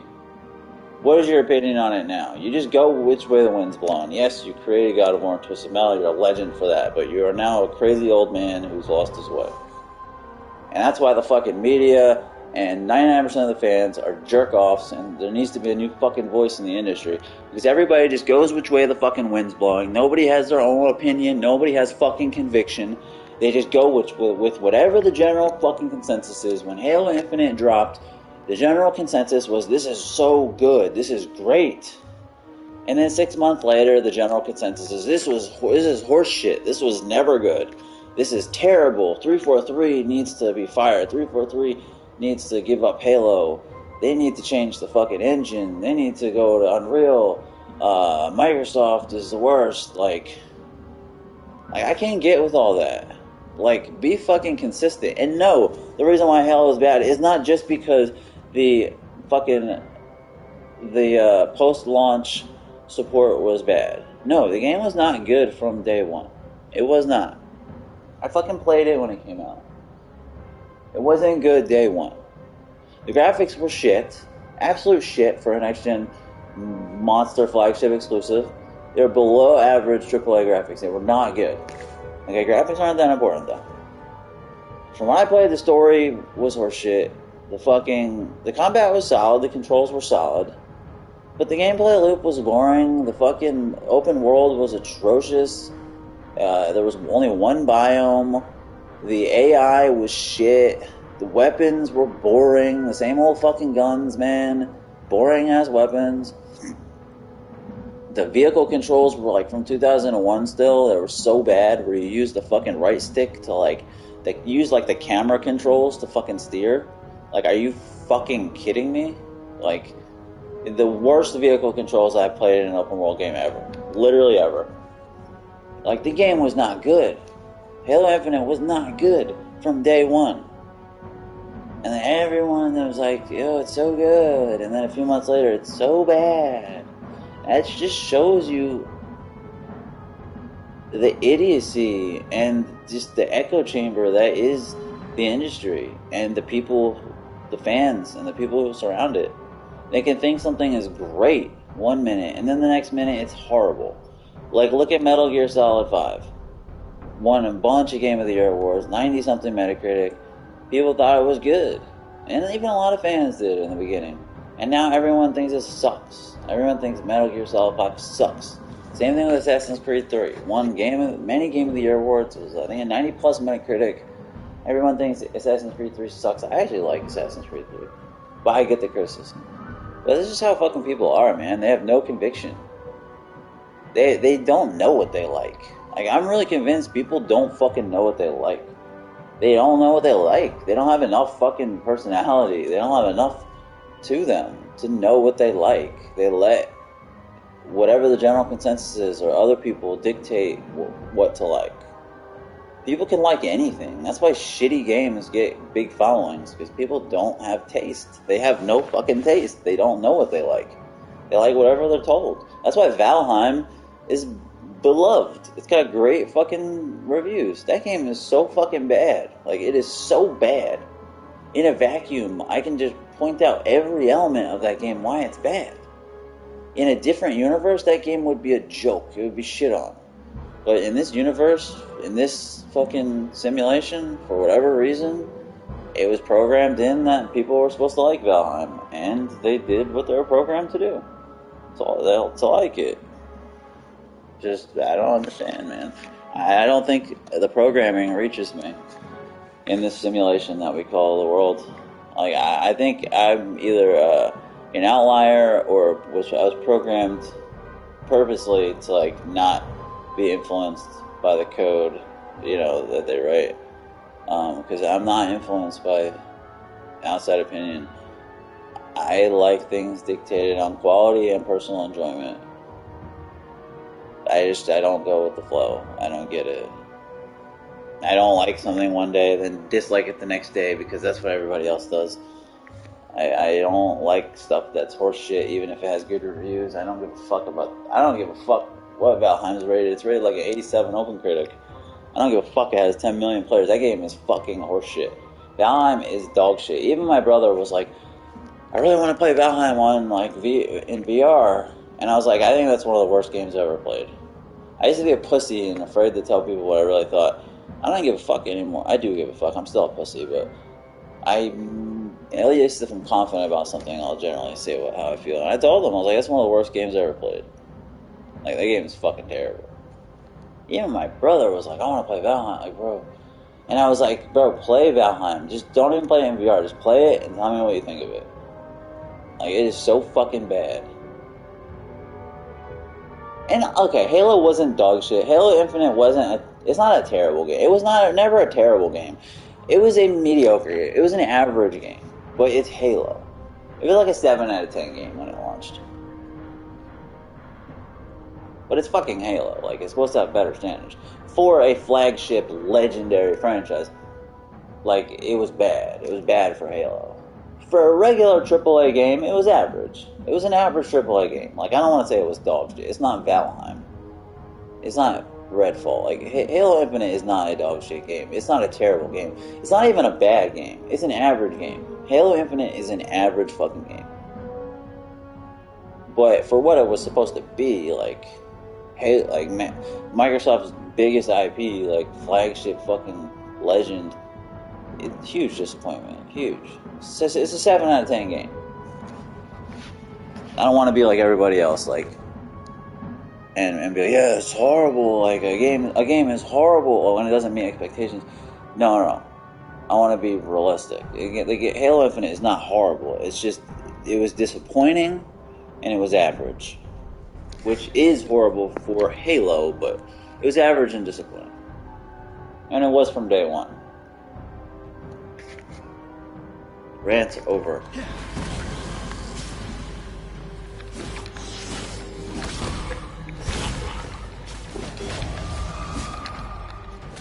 I died. So that's the thing. To nobody who's probably listening, I would rather talk gaming than play gaming. Like, especially on stream. On stream, like, I'd rather just fucking talk games, man, than play them. I really would. I like talking about games more than actually fucking playing them. I think I have way more to offer talking about games than playing them too. It's not like my skill is exceptional. Yes, I have platinum Enter the Gungeon. Yes, I have platinum Bloodborne and stuff. But that's through, like, determination. I have average skill. In some games above average, but that's at best. I'm an average player. Average to above average. And if I'm above average in certain games, it's only because through attrition. It's only because I've played a lot, you know. Like, I'm not anything special. Nor do I think being good at games is really an impressive skill. I think it's just something you have or you don't. Like, either you have really good reflexes and reactions and you're young, or you're not. And I'm not young anymore. Your reactions get worse. Either your perception and your reflexes and all that are good, or they're fucking not. It's just something you're born with. Like, it's just something you got or you fucking don't. I think it's much more impressive and skillful to be fucking, you know, to to have something to say that's unique and important and have viewpoints and be intelligent about what you're talking about. I think that's more important than to have physical skill. Take the place of the next Personally. dimensions that escaped soldiers. Because there's millions, thousands of people, maybe millions, who are really good at games. But there are not millions of people who are extremely perceptive, original, knowledgeable, and have thoughtful, compelling things to say that need to be heard. There are not even thousands like that. At least that I've heard. Or at least that I can imagine. You can take a 12-year-old kid, great reactions, reflexes, young, so the synapses in their brain, everything is quick, fast, and they'll be fucking killer, man. They'll be killer at Fortnite or whatever, Apex, Call of Duty, whatever garbage they're playing. They'll be fucking killer. They'll just be really good at it, naturally. And then through repetition, they'll be even better. And you'll find a million fucking kids like that, literally. But to be fucking knowledgeable, to have a wealth of knowledge and perception and, things that you've garnered mentally over the years, well, I could have did that during combat, to actually have something to say important about the industry. No, I don't think you're going to find millions of kids that are going to be able to do that.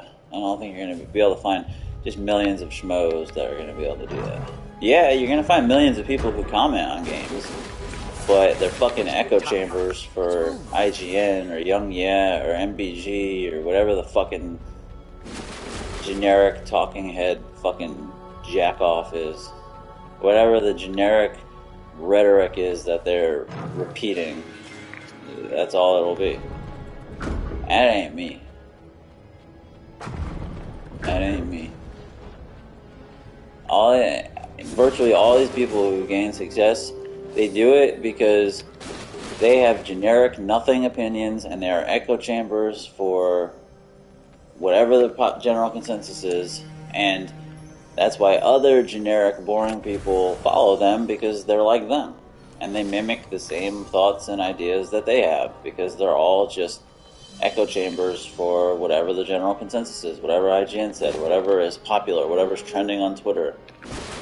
So they want to hear people's opinions that can coincide with theirs, with their generic opinions.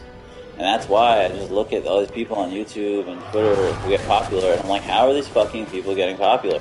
They're just saying the same generic garbage. Like, they have nothing to fucking offer. No original opinions, no insight, fucking nothing. And it's like, I understand how they're getting popular, because other boring generic people, boring generic people are following boring generic people. They want what they can relate to. So they hear something interesting, oh wow, what if I didn't go in here? Shit. So if they hear something interesting and insightful and different and thought-provoking and compelling, they don't like it, they don't agree with it, they don't understand it.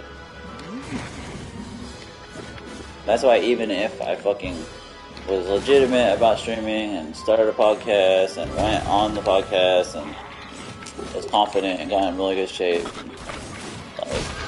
all that jazz, and had a good production value and all that, I still would probably not gain success or popularity because of my brain. It doesn't operate like the standard fucking robots out there. I'm not boring and generic like 99.9% of the population. I don't have the same fucking generic opinion. Just agree with whatever Twitter says. This is not me. That's what it takes. You need to be an extremist with a generic opinion, basically. Like, you gotta be like you gotta be a fanboy with a generic opinion.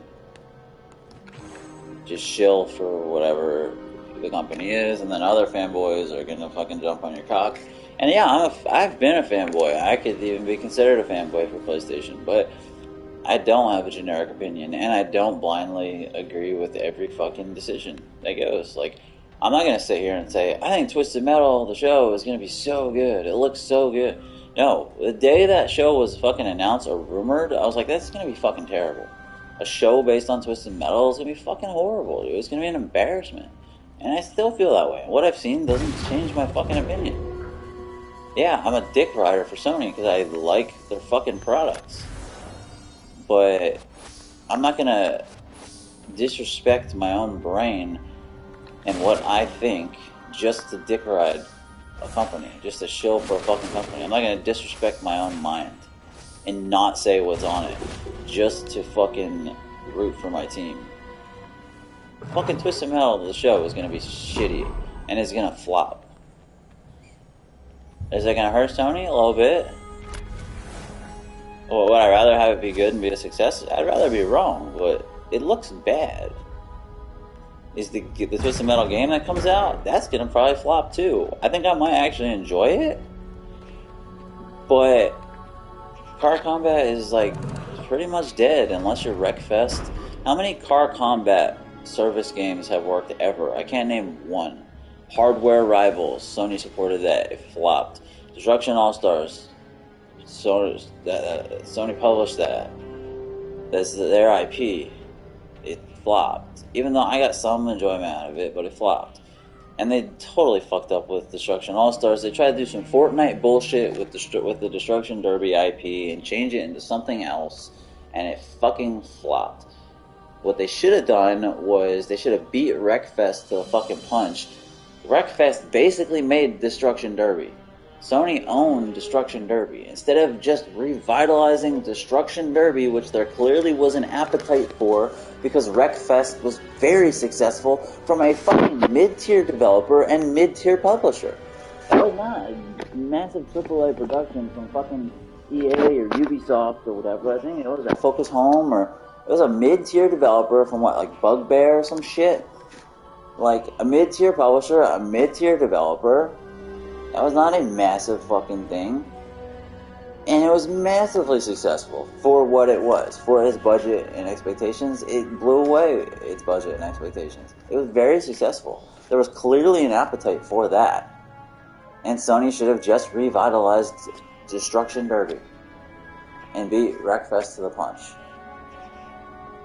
And they didn't. They tried to do some fucking hip Fortnite battle royale elements, tried to do trendy bullshit that almost always fails. Not always. Sometimes people copy and do the trendy shit and it works. But it's like, follow your fucking, artistic vision. No wonder the world that works more often than copying shit. Yeah, copying shit works sometimes, but more times than not, copying the trendy shit in gaming does not work. It's creating new trends, not following old trends. It's creating fucking new trends, creating something new, creating something original, following your artistic vision. Because you're gonna build it with passion, instead of just building it because you're fucking told to. Create a fucking passion project. Create something fucking new. Create your own genre. Create your own trend. Don't fucking follow somebody else's, man. How many fucking Overwatch, fucking Fortnite, fucking whatever, Battle Royale, bullshit fucking copycats have there been that have flopped so hard, man? Why am I hitting them and they're not even the guys? Like, everyone wants to create the next fucking Fortnite.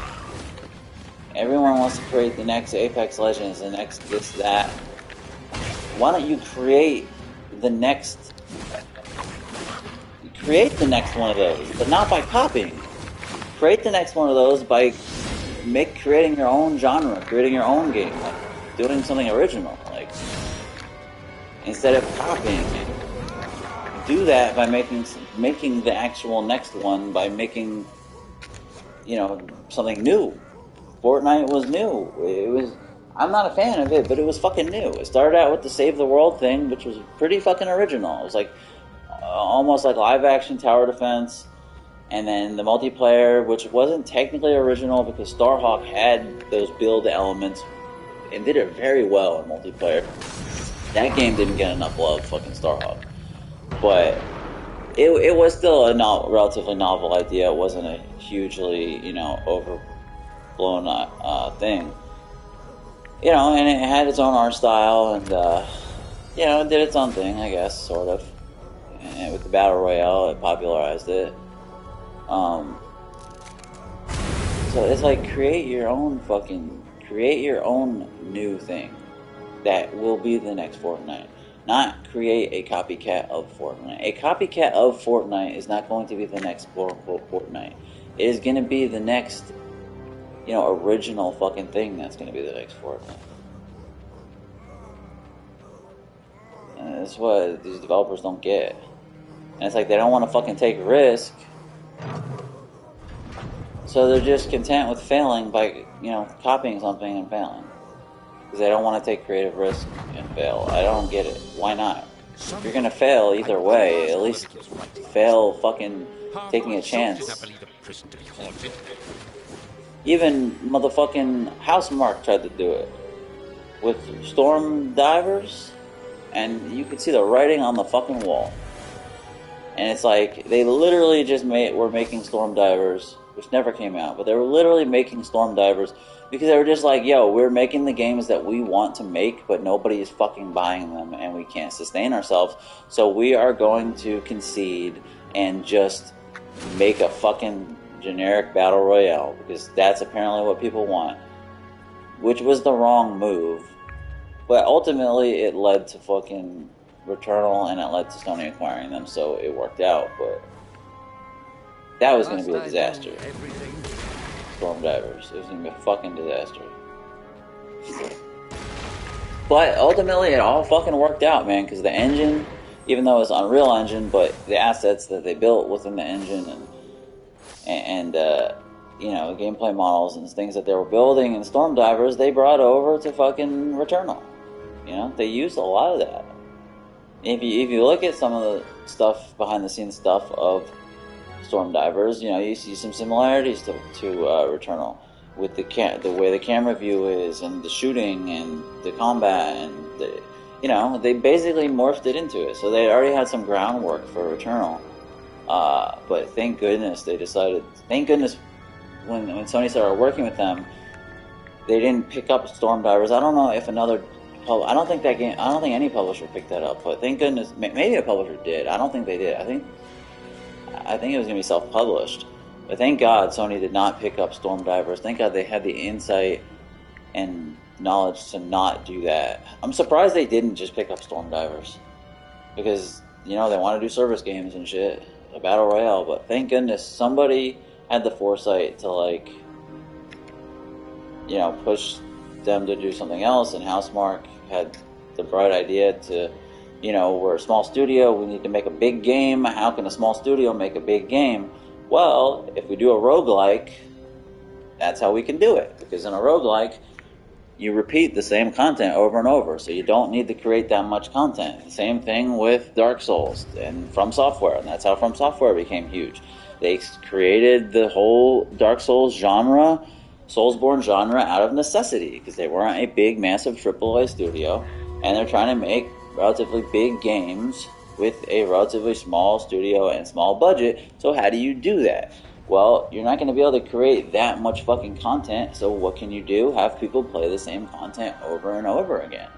That's how Soulsborne was created, man. Especially not Elden Ring, because that's bigger and years later after they're already rich and huge.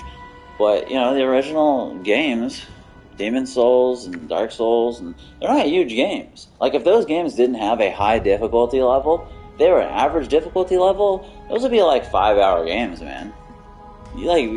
That's why people can speedrun those games in like less than an hour. Because there's not a lot of fucking content. There's just really not. The only reason why the games are long is because you're replaying the same fucking content over and over again, and that was done on purpose. That's why they were made so difficult. So you would die over and over and over again and have to replay the same fucking content, so they wouldn't have to create so much fucking content, because they were a small studio at the time. And that's how the roguelike genre and roguelite genre was essentially born, or at least popularized. And that's why it's so popular with indie studios, because indie studios have limited people and budget, and how can we make a game that's long but doesn't have a lot of content? How can a small studio make a big game? They just play the same fucking content over and over again. And that's how the rogue fucking genre became popularized. And that's why Housemarque made a fucking roguelike. Sony wants them to make a AAA game. Okay, we're 70 people. How are we going to make a big, massive fucking AAA game if we don't have 300 people, if we don't have 200 people, if we don't have 500 people? Okay, let's make a fucking roguelike. So you play the same content fucking over and over again. And we just tune everything and drip in a little story aspects and have upgrades and things like that. And it worked out beautifully, brilliant. It's my favorite game of this generation. But the big dark secret of the roguelike genre is it was a trick. It was a developer trick. Same thing with Dark Souls. These were developer tricks to trick you into just replaying the same shit over and over again because they didn't have the manpower to actually create enough content. And that's the big dark secret. Soulsborne and fucking roguelike. And I like both genres. I've never heard anyone else really say that. It just seems obvious to me. Very obvious to me. That's how Housemarque could have never made an Assassin's Creed. They could have never made a The Last of Us 2 or an Uncharted. They could have never made a massive, 20-hour linear massive AAA game or 100-hour massive open world game. They could have never made a huge standard AAA game. So it worked out perfectly for them. Returnal was my favorite game of the generation, and dare I say it was underrated. What a game. But that's a dirty secret. That's why they had to create a fucking roguelike. I'm so excited for what their next game is going to be. Another barricade. They're one of my favorite studios. They might be my favorite studio in the industry. Housemarque. They have never made a bad game. They literally have never made a bad game. Not once, not ever. Not one time have they made a bad game in their entire history. Not one time. Alien Nation and Dead Nation are probably two of their lower rated games. Both games are good. Especially Alien Nation. I think Alien Nation is so good. People seem to like Dead Nation better. I think Alien Nation shits on Dead Nation. I think Alien Nation is twice the game that Dead Nation is. I think it is so much better. Dead Nation is good. Dead Nation's dumb fun. Alien Nation was really good, man. So good in co-op. That game was so good in co-op. That game was fun. I love Alien Nation. Oh, Matterfall. Matterfall might be the lowest rated game. Matterfall is good. It's fucking good. It's just small. It's just short. There's not a ton of content. Matterfall is fucking really good, though. Matterfall is their lowest rated game, and it's really good. The pure fucking gameplay... The pure gameplay of Matterfall was fucking brilliant, man. Brilliant. Brilliant gameplay in Matterfall. It was so smart. The gameplay was so smart. It just wasn't enough. There wasn't enough there. There wasn't enough there. The boss fights weren't maybe quite enough. There probably weren't enough levels, enough upgrades. Just wasn't quite enough there. But I wouldn't say they sold it in. They mailed it in with that. That game was fucking... The core gameplay of that game, phenomenal. Phenomenal. And then that fucking game, which I actually bought on Xbox 360, they made for Ubisoft. God, what the fuck is it called? That platformer, they came out with 2010, I think. Jesus, I have it on fucking Xbox 360. I have it right now. It's good. It's solid. That was a solid game. They've never made a bad game. And they've made great games. They made some great games. From Nex Machina, great game. To fucking Resogun, fucking great game. Fantastic game. To fucking Returnal, which I think is easily their best game. One of my favorite games of all time. That is one of my top 10 games of all time, Returnal. Those are fucking bangers, man. Those are 3 great fucking games. Bangers. Those are 3, not legendary games, but those are 3 fucking phenomenal games to have on your docket. To have in your back pocket. Oh, and Super Stardust. It's a fantastic game. Geez, to have those 4 games in your back pocket, like, you created Returnal, Nex Machina, Resogun, and Super Stardust. Yo. Beasts. Fucking beasts, bro. They are beasts. Whoa, I didn't even know this was here. They are absolute beasts. Those are 4 spectacular IPs. They've made like a whole bunch of the Super Stardust. Even Super Stardust on PSP was good. I recently platinumed that on PlayStation Plus Premium. What a great addition that was to Premium. With trophies. They added the trophies to that shit, and I was like, yes. It was like a 5-hour platinum. Still fun, still good. The PSP version on PS5, still good. Housemarque is so fucking good, man. Every game they make is day one for me, as long as I can afford it, and like I have money, and I'm like alive. Any Housemarque game is day one for me, man. Harry Kruger's the man. Fucking Housemarque. Any game they fucking make, man. Returnal just gave me new appreciation. I didn't know they had that kind of narrative talent. She wrote the sacred tradition. Alien Nation I love too. Still, I think that's a good fucking game. I think that's a real good game. The Rodention will receive proper punishment once this crisis is resolved. I was so happy when Sony acquired freaking Housemarque. They might be my favorite developer, literally. Fucking even Matterfall is good, man. Like all their games are good in my opinion. They're all good. To me, their worst game was Dead Nation, and people love that game. To me, that was easily their worst game, by far. And that game was a huge success. Indrik, are you here to surrender? Ratika, answer carefully. Probably my favorite developer. Where is the sword? Insomniac is up there too. Not the hideout, not the amber. You're hiding. Ratchet and Clank, I love Ratchet and Clank. Getting 1 out of 3. Stop playing games. I know The everything. VR stuff is good. You coerced. No, you tricked Vera into leading you to the sword.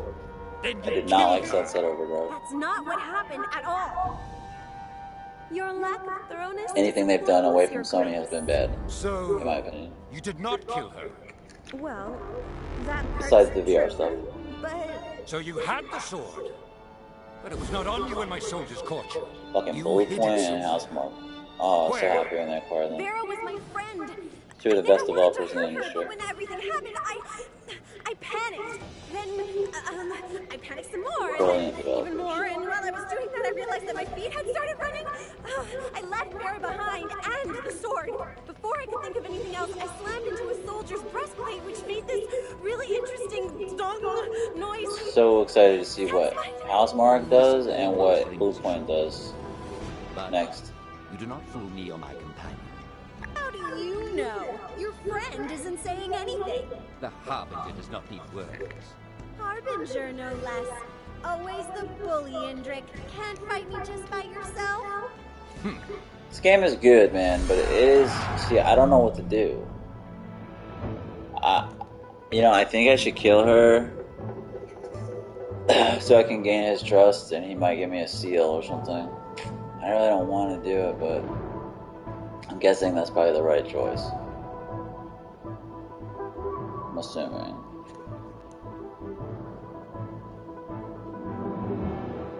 And of course, Naughty Dog is one of my favorite developers, literally just for The Last of Us. Uncharted is great, but I don't know. I see flaws in Uncharted. I think it's antiquated and it's the same shit every time. And the shooting, other than Uncharted 4, which the combat was great. Uncharted 1 to 3, the combat, it was just shooting galleries, man. It was like real basic, just fucking shooting galleries. Just sit behind cover, pop out, shooting galleries. Just real generic fucking shooting galleries. But the combat in Uncharted 4 was really good. And it wasn't just shooting galleries quite as much. Either it was the grappling hook, and there was movement and destructive cover, and they improved the combat a lot in 4. 4 was the best Uncharted in terms of quality, story and quality. I don't give a fuck. People say Uncharted 2 was the best. just because of pacing. The story wasn't that good. And it was shooting galleries. It was really well made, though. But just for The Last of Us 2, specifically. The Last of Us 2 is a better game than The Last of Us. I don't give a fuck. It just is. In every way. It's the greatest game I ever played in my entire life. The Last of Us 2. I don't give a fuck. Anybody who says that game is shit is a fucking moron. And their opinion about anything gaming is completely invalid because they're an idiot. You cannot objectively say that's a great game. Even if you disagree with Joel's depth and with story elements, if you cannot objectively say that game had benchmark visuals, benchmark animation, benchmark acting, the score was amazing, the detail was fucking amazing, the story was at least, like, fleshed out and deep, even if you didn't like it, the characters were deep, the combat was spectacular. It's literally the best third-person, stealth-based survival combat I have ever played in my entire life.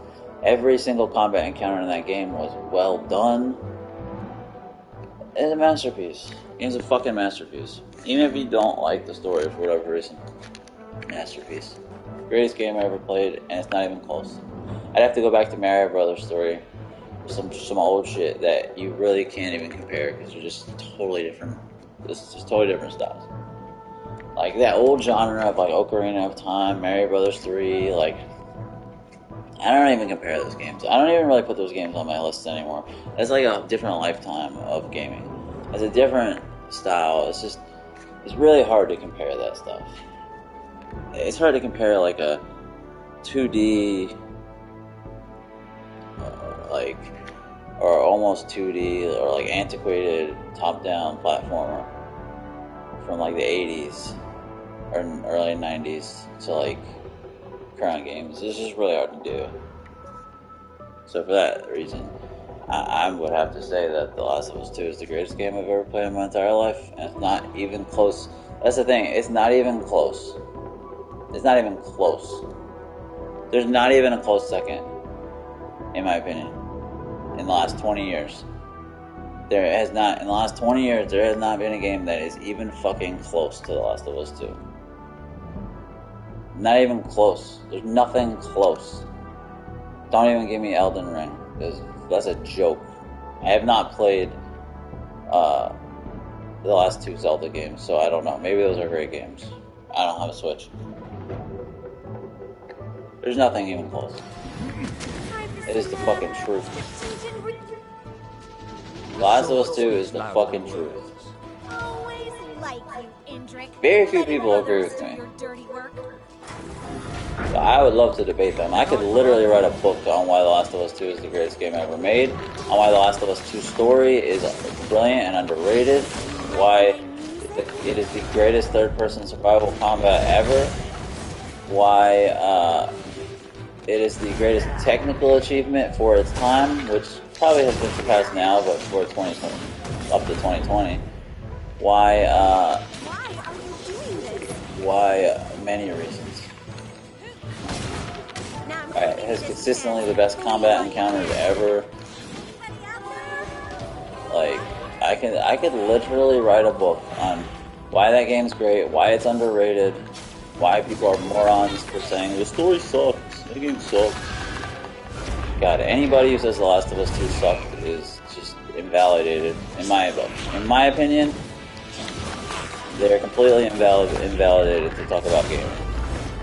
If you say that game sucks, you should never comment on gaming ever again. You can say you didn't like it, because anyone can like or dislike any game.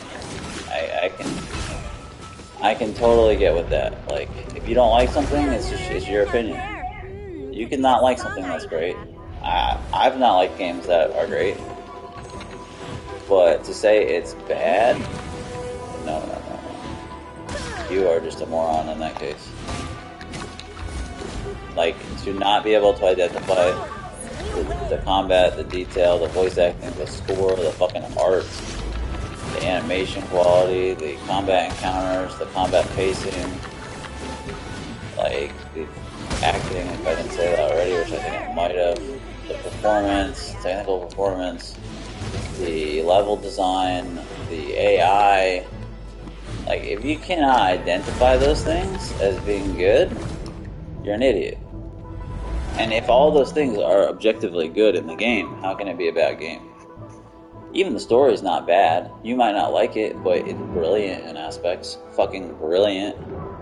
Never seen a game humanize the quote-unquote enemy, the villain, the antagonist, the way they have. I've never seen a game make you question between the protagonist and antagonist which one is the good guy and which one is the bad guy. I've never seen a game identify the fact that the difference between hero and villain is just what side of the fence you're on.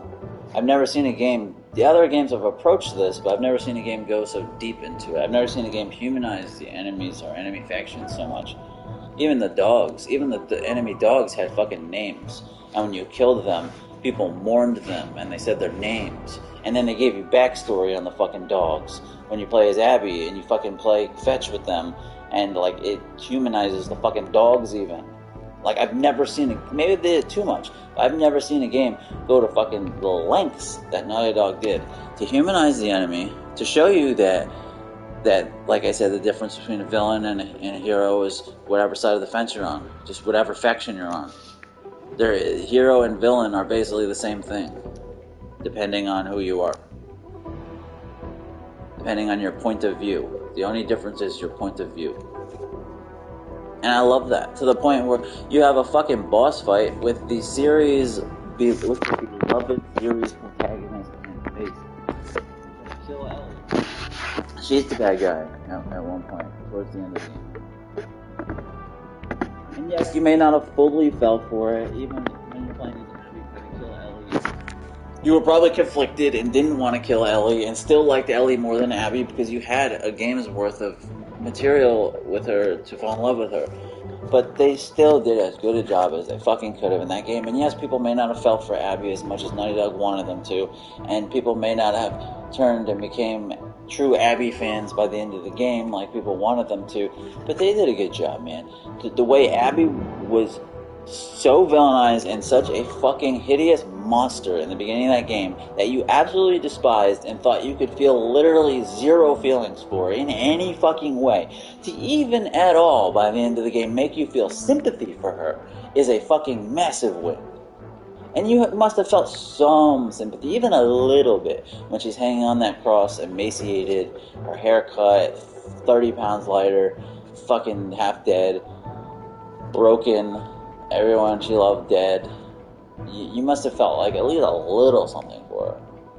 And that's a fucking win, because the beginning of the game where she brutally brutalized and murders Joel, and fucking Ellie's being held down, and that brilliant scene that people hate, that to me is the greatest scene in the history of video games, for the way it was acted and the dramatic portrayal, it surpassed most films.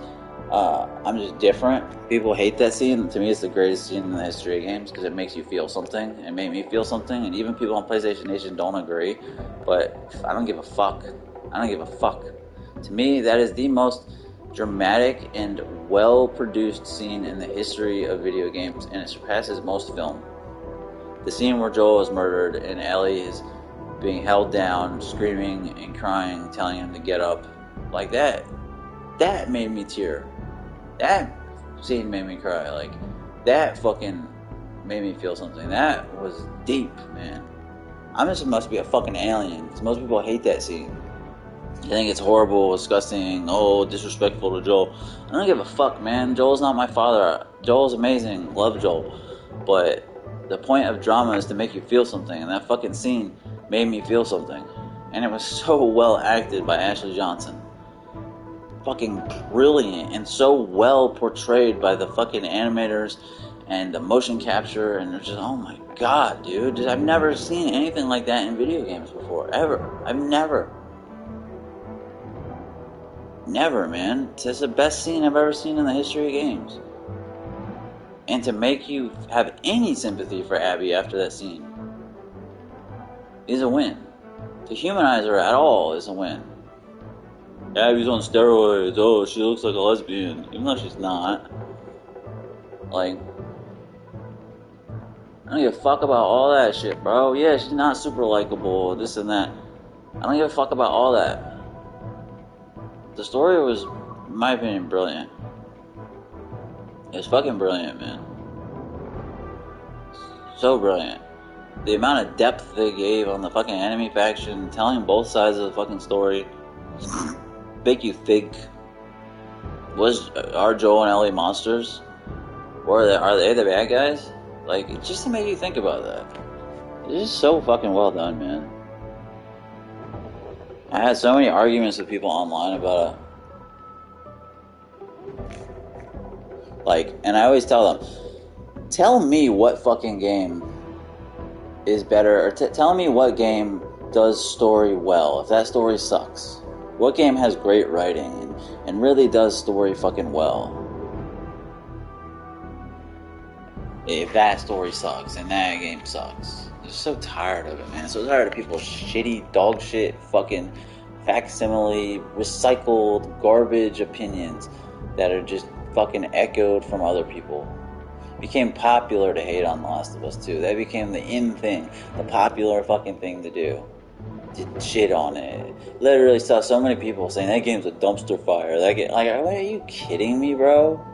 That game, even if you disagree with the story, take out the story. Every other fucking element is brilliant in that game. Fucking brilliant. It's not like, oh, the combat was shitty. The combat encounters were bad. The stealth was bad. The level design was bad. The animation was bad. The performance was bad. Like, no, all that was amazing. Fucking amazing. The hit reactions. The AI, like, come on, bro. The detail fucking everywhere. The score, the fucking sound, the music, the score, the audio, the fucking Jesus, man, that's a masterpiece. Game's a goddamn fucking masterpiece. It is a gorgeous masterpiece. To the fucking guitar minigame, man. To the fucking music, the fucking her playing the guitar and the singing and the music and singing the song that Joel taught her, and oh my god, it is just so good, dude. It is so fucking good, and yes, it's SJW and this and that, social justice. No, if it really, really, really, really was that, maybe it was that a little bit. They wanted to put lesbian stuff, and so what, and they killed a lot of guys, and blah, blah, blah. But if it really was that, to the point people said, then Tommy would have been killed when you thought he was killed late in the game. I thought he was murdered late in the game, so I was like, yeah, I get the SJW stuff, I get it, like, they killed every fucking significant guy when I thought Tommy was dead. It looked like he got shot in the fucking head. But then when I realized Tommy wasn't dead, and then when Ellie had a choice to either stay with her, like, new family, which I thought was cheesy, I agree, her girlfriend, she has the Asian baby, and, like, I thought that was cheesy, like, the two lesbians with a fucking Asian baby, like, yeah, it was a bit cheesy, like, whatever you, SJW, whatever they want to fucking call it. Yeah, and then when I thought Tommy was dead and the game was just going to end like that, the two lesbians with their Asian baby, and all the men killed, I was like, yeah, I kind of get it. The game's great, but I kind of get what people are saying. And then when Tommy wasn't dead, and then Ellie had the choice to either stay with her fucking family or go avenge Joel and lose her family, potentially, she chose to avenge Joel. And at that moment, I was like, nah, it's not as SJW as people are saying. It's not fully... They didn't sacrifice the quality of the story in game just to put in SJW, like, feminist shit. They plugged a little bit of that in, sure, but it didn't ruin the fucking story in the game. Because ultimately, at the end, she chose to avenge Joel. She chose to lose her fucking lesbian Asian baby family. She chose to fucking ride, man. She chose to fucking ride with Tommy. She chose to fucking ride and do it. And yes, she did not kill Abby at the end, but still, she chose to ride. She fucking chose to ride. Once she chose to fucking ride with Tommy, once she chose to do that, I was like, they still have some balls. They didn't cut them off completely. They still have some balls. Like, I can't go full dick deep with the SJW, the game shit, because of that, no. She chose to ride. She chose to avenge Joel. That decision there was enough for me. It was enough for me to forgive some of the other shit. And not even forgive, because I don't give a fuck. So what if they want to make her a lesbian and have an Asian baby? Like, who cares? It's not like that fucked up the story of the game. Oh my god, she's a lesbian. That makes me not like the game. That makes me hate the story. That makes me so mad. I'm a conservative Christian and I don't like lesbian, gay stuff, and I don't like Asians, and I don't like women. No, I don't care about that. I'm not in anything. I don't classify myself. I don't box myself in. I don't care about any of that shit. I care about what I like. And if it's not affecting what I like, I'm not a supporter or someone who's against it. I'm me. I don't identify with groups. I identify with myself. If that stuff didn't ruin the story for me, if it didn't offend me, I don't care. It's fine. If the story and the game are still great regardless, that's fine. She could be a lesbian. She could fucking... She could be a fucking... She could fuck dogs. She could be an alien fucker. She could fuck machines. I don't give a shit, bro. She could be a fucking hermaphrodite. I don't care, dude. Like, it's secondary to everything else. It's so secondary, dude. Whether it was a guy there supporting her that she was in love with, or it was a girl. It's very secondary. And for that to drive people away from the game is so stupid and fucking minor, dude. It's so minor to what is going on, to the greater story. And the fact that Joel was killed, I don't even look at that as an SJW feminist fucking thing.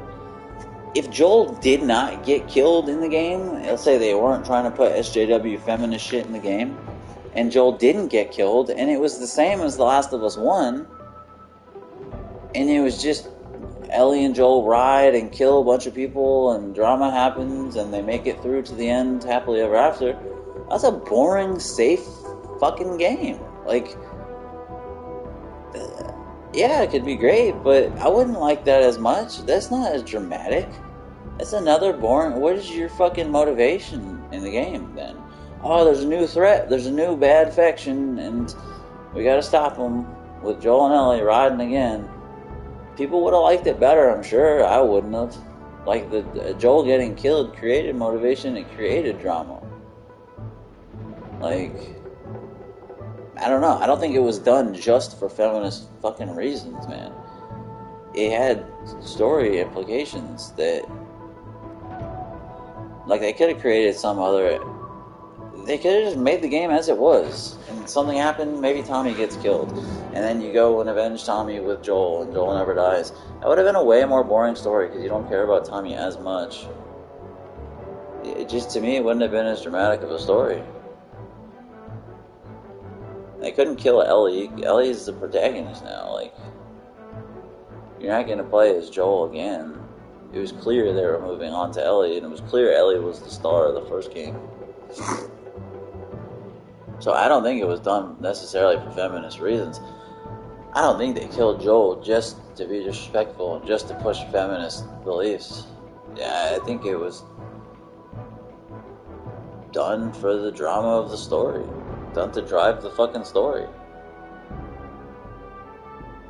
Like, people don't even look at it as, okay, that created motivation for you to kill Abby, or for you to kill the Washington, whatever the fuck, new Firefly, fucking whatever. If that doesn't create motivation, then what fucking does, though? What does? People act like that didn't create motivation. If that doesn't, then what can they do in a game that does create motivation? Like, one of your favorite characters, probably in video game history, being murdered. How does that not create motivation for you to avenge? That's the whole point. And people acted like it didn't. But yet, people felt so strongly about Joel's death. If you were so pissed about Joel's death, then how does that not create motivation for you to want to get revenge? And then them twisting it on its head, that the person who killed Joel, you end up having sympathy for. They end up playing for. They end up seeing their motivations. It was a brave and brilliant, ballsy fucking move. And it may have not worked completely, because you may have not fell in love with Abby. You may have not liked her as much as they anticipated you might. But she was at least humanized. And it was ballsy. It was fucking daring and ballsy, more than any video game I've ever seen have balls.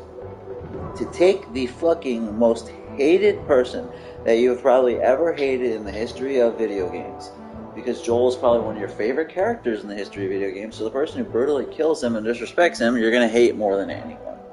And to take that fucking character and try to make you like them or humanize them in any fucking way is ballsy. That was fucking ballsy, man. And even if it didn't pay off completely, they at least did a little bit. And it was ballsy as fuck, man. That game was ballsy.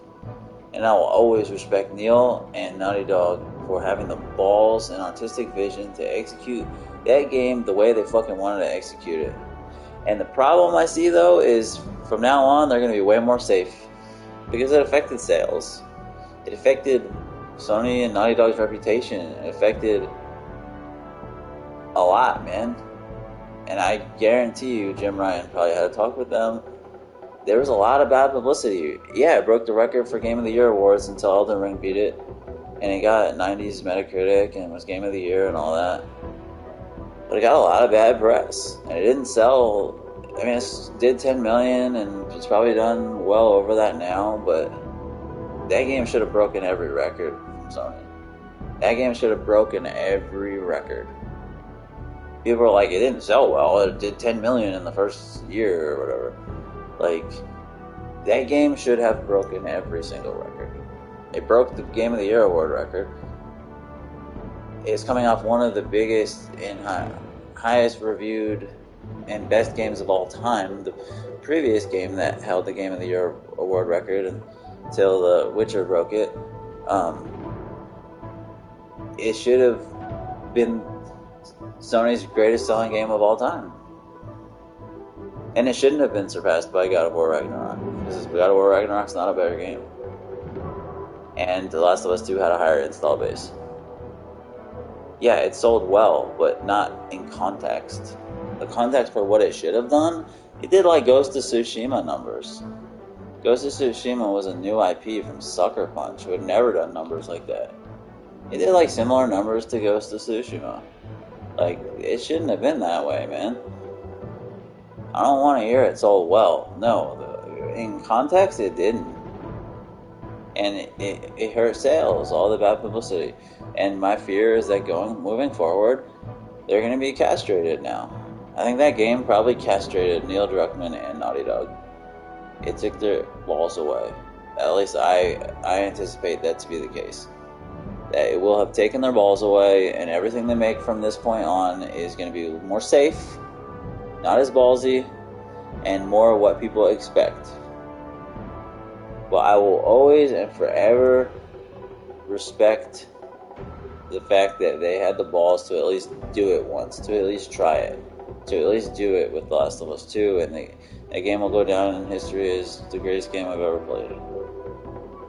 And I'll always respect that they did it at least one time. They went with their artistic vision, and they knew that people would have issues with it, and they didn't give a fuck, and they did it with the biggest, baddest fucking game that Sony has ever put out, and they did it on the biggest stage, man. And it wasn't some indie developer or something, or some mid-tier developer. It was the biggest fucking game that Sony had ever put out to that point. And Sony let them do it, which as much as you want to say things about Jim Ryan, which, yeah, Jim Ryan was in charge at the time. He let them do it, man. He let them do it. Sony Brass let them do it. And they fucking did it. That was ballsy, bro. That's not something Ubisoft would have allowed. It's not something EA would have allowed. It's not something Microsoft would have allowed. There's no fucking way Microsoft would have published that game. There's no way EA or Ubisoft would have published that game as is. There's no fucking way. There is no way. And I always like that about Sony. That they generally let developers do what they fucking want to do. And that's part of the reason why that game just goes down in history for me. And that's part of the reason why I'm worried about their next shit. I think The Last of Us 3 is going to be safer, man. Well, they're not doing the next Uncharted, but What I'll always have is The Last of Us 2. I'll always have that moment in time. That game will always live on forever. Unless they republish it and put out a patch and change it, which they won't. You can't erase history. It'll always be there. They did it. They fucking did it with that game. And I don't give a fuck. I don't care what anyone's opinion is. I don't care if people fucking laugh when I say this is the greatest game of all time. For the reasons I say, I don't give a fuck. That's my opinion. And I could write a book on why that's my opinion. And it's funny too, because when that game came out, people said how, oh, Neil Druckmann is a hack. Naughty Dog's a hack, the story sucks, Neil Druckmann's a bad writer and bad director, and Naughty Dog. People were criticizing the storytelling, the writing and the storytelling in The Last of Us Part 2. And you know what the fucking funny thing is? Oh, by the way, Neil co-wrote and co-directed The Last of Us television show. Did that do pretty well? Did he do a good job of writing and directing on that show? I think so. One of the most successful shows, highest rated shows ever. And then, oh, by the way, the one episode that Neil completely directed by him, wrote and completely directed by himself, who had full control over the episode that, at least the first one, that he completely directed and wrote and did completely by himself, that he got to direct, was considered the best episode of the series. It was the Johnstown one. Billstown. Billstown. It was with Bill. Which Bill is just such a good character. Such a good character in the first game. And I knew when they did the show that the stuff with Bill was going to be so fucking good in the show. They said they were going to explore it more, and I knew the actor they had chosen to play Bill, who not only looked like Bill, but his character, like, I knew he could fucking pull it off. I knew he'd be awesome as Bill. And it's just, I knew the Bill stuff was going to be so fucking good on that show. And that was the fucking episode that Neil directed and wrote and directed himself. And everyone was saying during The Last of Us 2, the game, that Neil was a hack, Naughty Dog were hacks, they were bad writers, Neil was a bad writer and director, and then he goes and fucking murders it on The Last of Us TV show. And the episode that he does himself, directs himself, murders it, and it's the best show. Many people call it one of the best episodes in the history of television. But he's a hack, and he's a bad director. Fuck out of here. People are morons, bro. People are fucking morons. Neil is such a hack. The Last of Us 2 is such a bad story. Neil is such a bad writer and director that he created one of the best television episodes ever. And that's not me saying it. That's many influential people saying it. I continue to prove... I don't continue to prove people wrong. The world continues to prove people wrong, and I continue to predict it and recognize it. Because I don't have to be proven wrong. Because I already know. Can't stand people, man. Majority of people, fucking group mentality, fucking tribalism, fucking idiots. Nobody thinks for themselves. Maybe it's because they haven't had hard lives. They haven't had adversity. They haven't been alone like I have. They haven't had a reason to stray from the crowd, from the tribe. They've always succeeded by being, part of a group, and their tribalism has always helped them. Being part of and being a follower has always, that's part of their survival. So that's why they are generic. That's why they are the way they are. It's through my hardship and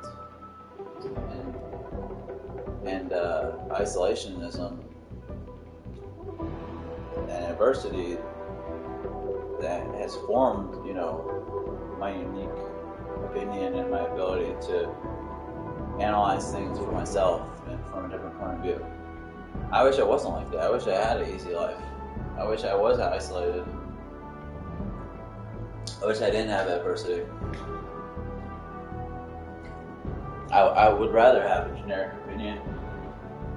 I would rather be a follower with an easy, happy life. The ultimate goal is to be happy. But a byproduct of not being happy, a byproduct of not having a good life, is that I'm original and I've created my own opinions and my own thought processes, and I judge the things and judge the world and see things at a different perspective. Not like it gets me anywhere, not like anybody listens or cares, but I know, at least I know the truth. That's why on forums, PlayStation Nation, wherever, I have to give myself credit. People are like, I'm not the type of person that says I told you so. I fucking am, and I'm not ashamed of that. Because if I don't say it, fucking nobody will. Because I have nobody in my corner.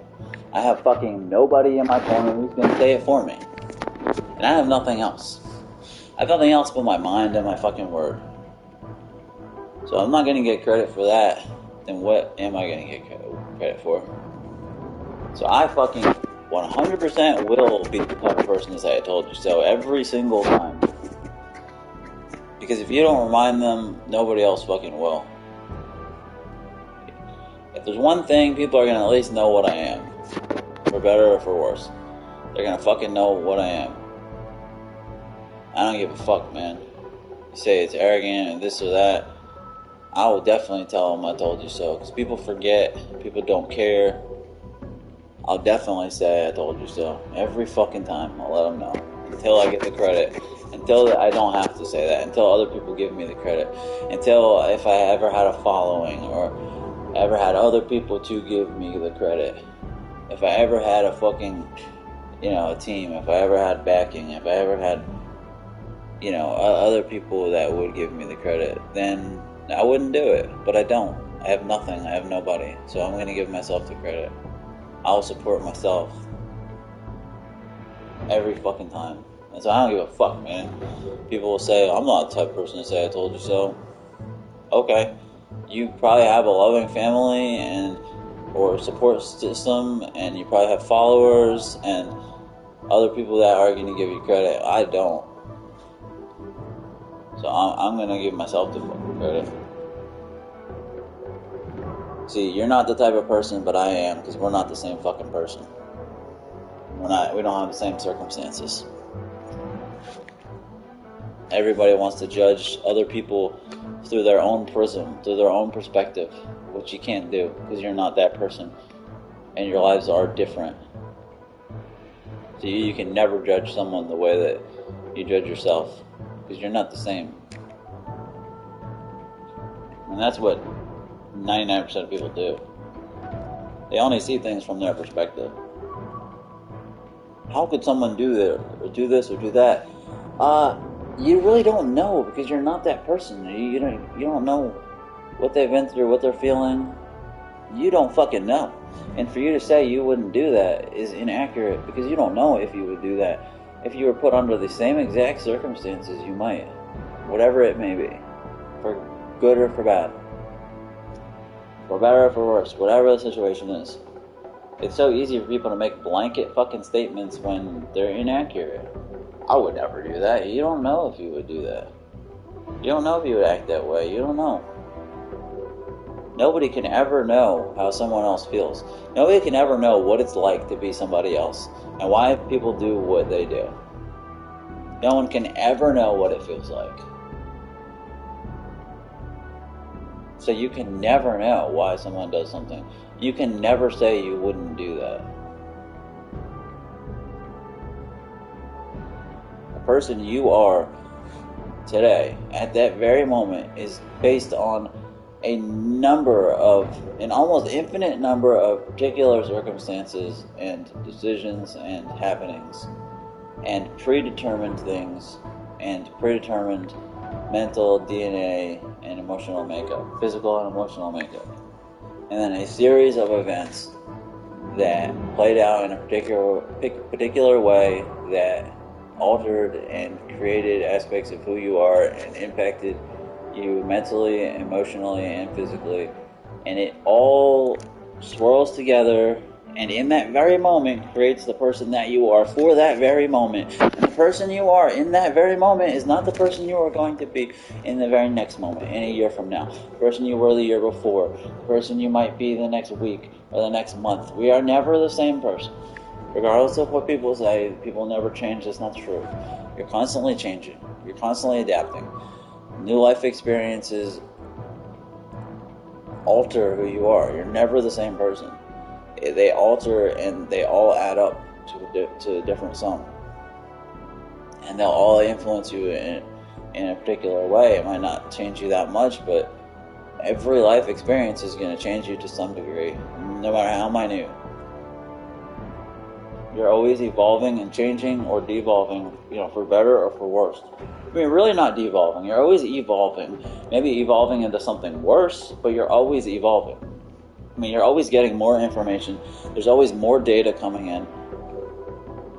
There's always more choices and consequences happening that are altering you. It's like a fucking RPG. It's all adding to your fucking score, to your total. Things are going to happen, and maybe your strength is going to go up, something that will make you stronger emotionally, physically. It'll add to your strength, to your will. And then maybe some negative things will happen, and it'll add to, a negative aspect, to your greed, to your sadness, and those are all points on your fucking RPG tally, Life is like a fucking game, man. It's like a fucking RPG, man. It's like a telltale game, man. Every fucking decision you make, yes or no, to do this or to do that, it's all influencing who you become and what you are, and the end, the story, the end of the fucking story, how it ends. The big climactic story moments, the choices that you make, the things that you have, the relationships, the small things, the big things, they're all reinforcing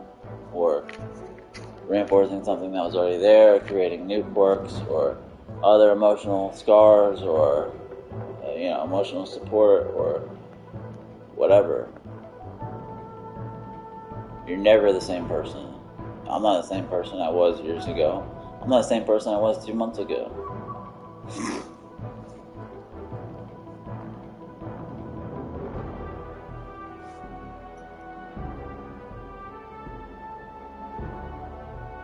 It all fucking adds up. Every single event in your life, no matter how large or how small, adds up. It all adds up. And it creates what you are. It's dynamic. And it's so petty and small-minded for someone to say, oh, they wouldn't do this or that in that situation, or they don't understand how someone could, because you will never understand how someone could or couldn't do something. You will never understand someone, because it takes a lifetime's worth of choices and influences, and it takes multiple lifetimes worth of DNA that has coded that person to be the way they are, and then the influences in their life to influence that DNA, because I believe your DNA changes, and to influence what that DNA has, manifested itself into.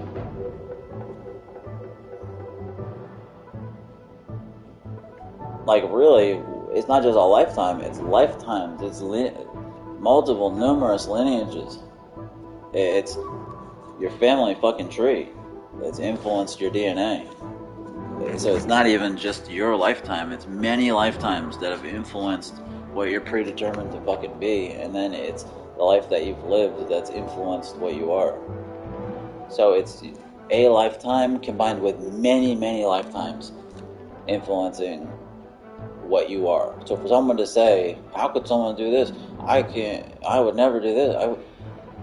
You're talking about lifetimes and lifetimes and lifetimes of DNA that have contributed to what this person is predetermined to be, and then their life experiences altering them and influencing them based on what their DNA is, based on their predeterminations, and then the decisions that happen in their life influencing them further. It's a fucking massive string of choices and life experiences and evolution. So you will never understand someone, ever. No one ever asked to be what they are. They just are. Nobody asked to fucking be what they are. And what they are, it depends on what their parents were, and what their grandparents were, and what their great-grandparents were, and what their great-great-grandparents were, and what their great-great-great-great-great-grandparents were, and so on, and so on, and so on, and so on, and so on, and then what their life experiences are. And it's all tallied up, man. It's all fucking tallied up. It's like a fucking Telltale game when they give you at the end of each chapter, or each episode, or each stanza, they give you a breakdown of the important choices and the ones you made, and compare it to what the rest of the world did. And your life and the previous lifetimes that have influenced your DNA, all those choices are fucking on there. And it's a whole lot of them.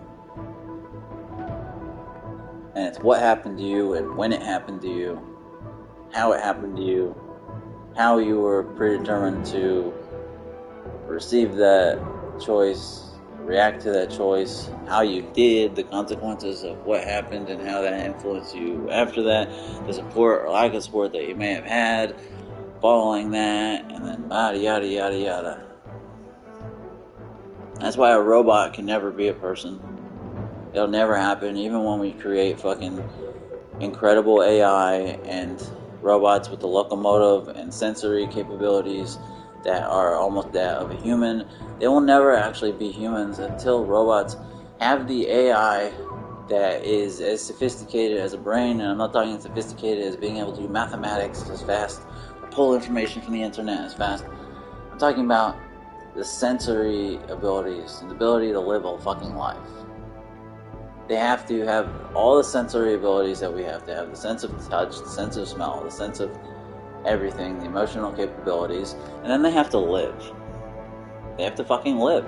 That's how we're created the way we are, through life experiences and through all of our senses.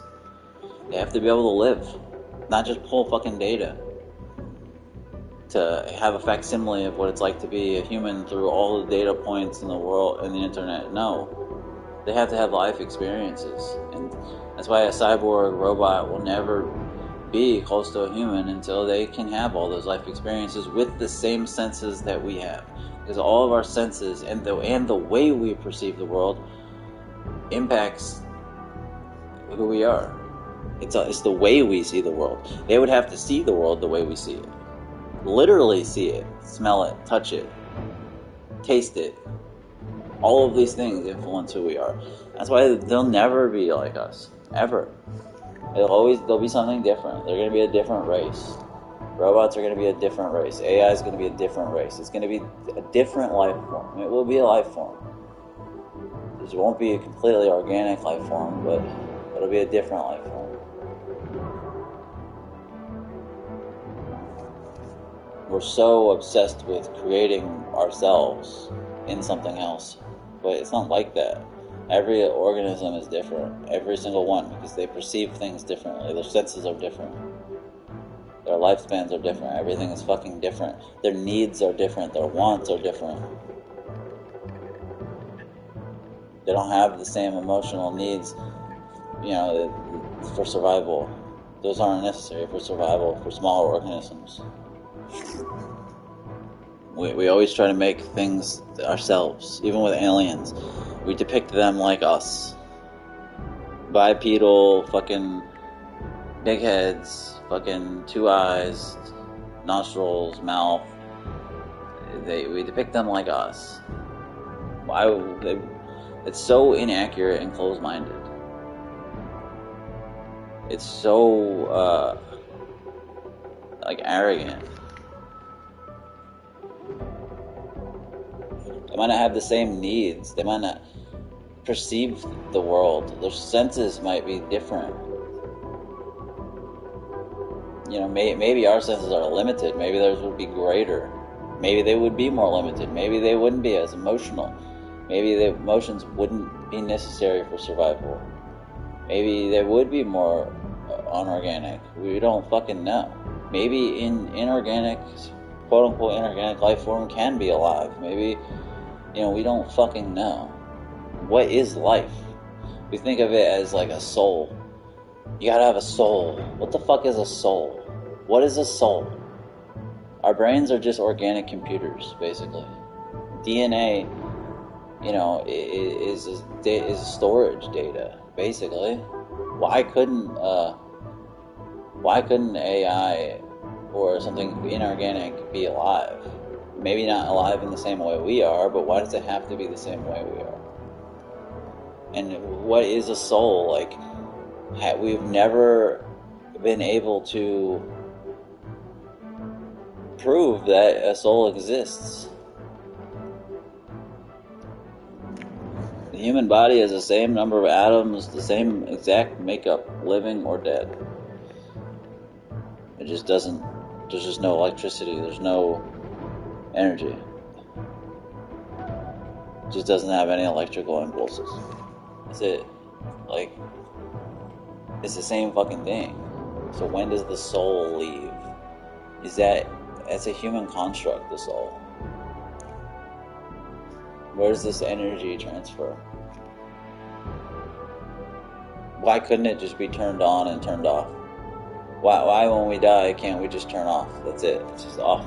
The machine is turned off. That's what happens with machines, with computers, with robots, with AI, with digital things. It's just turned off. Why are we greater than that? We feel like we are so superior to that.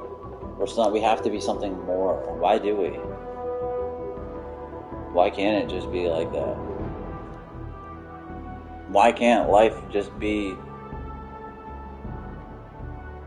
in the eye of the beholder? Like, why can't something robotic be technically alive but in a different way? Maybe we did create life with robots and computers and AI. It's just a different form. What does it fucking mean to actually be alive? Everything else that's alive, for the most part, as far as we can tell, doesn't even understand it's alive. So why couldn't computers or robots or AI be alive? Why do we have that perception? I don't know. It's just interesting.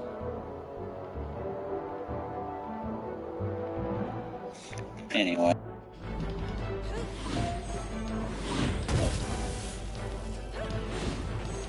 Yeah.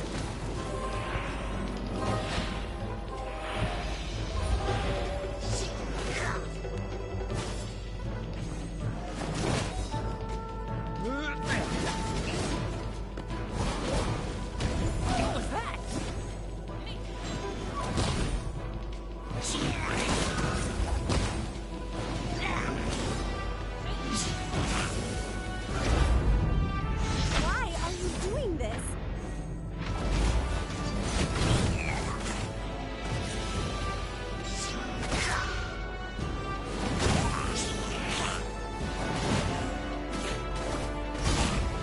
Now I'm here, now I'm there.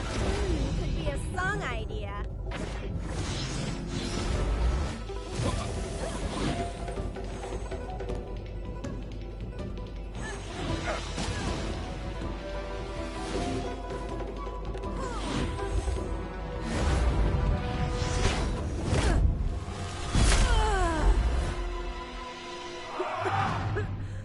A sword. It could still be in the vault. No doubt, another redemption lie. Come now, you've lost. Do so with grace, Ratica. Just how well do you think you know me? Or any Rodentian? Or the godless priestess, for that matter. She may have been lying, but we should still search the vault. Even if it's not there, there may be a clue to where she hid the blade.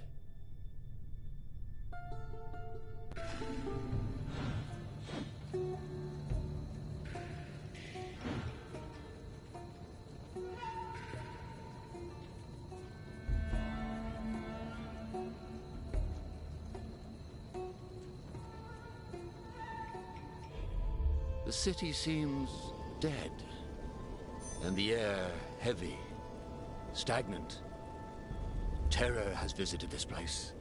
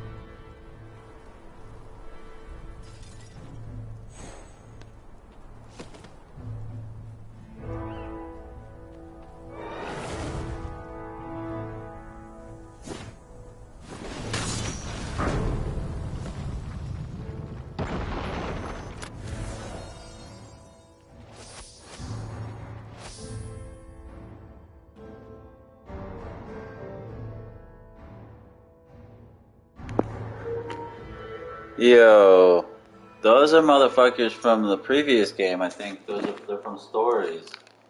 Right? That's the fox, I think, from Stories. Yeah, and that's like the cat girl in the middle. I don't know about the others, but I think those are the motherfuckers from Stories, the Path of Destinies. I'm pretty sure. Which I think is a better game. I don't care. The reviews are worse, but I think it's better.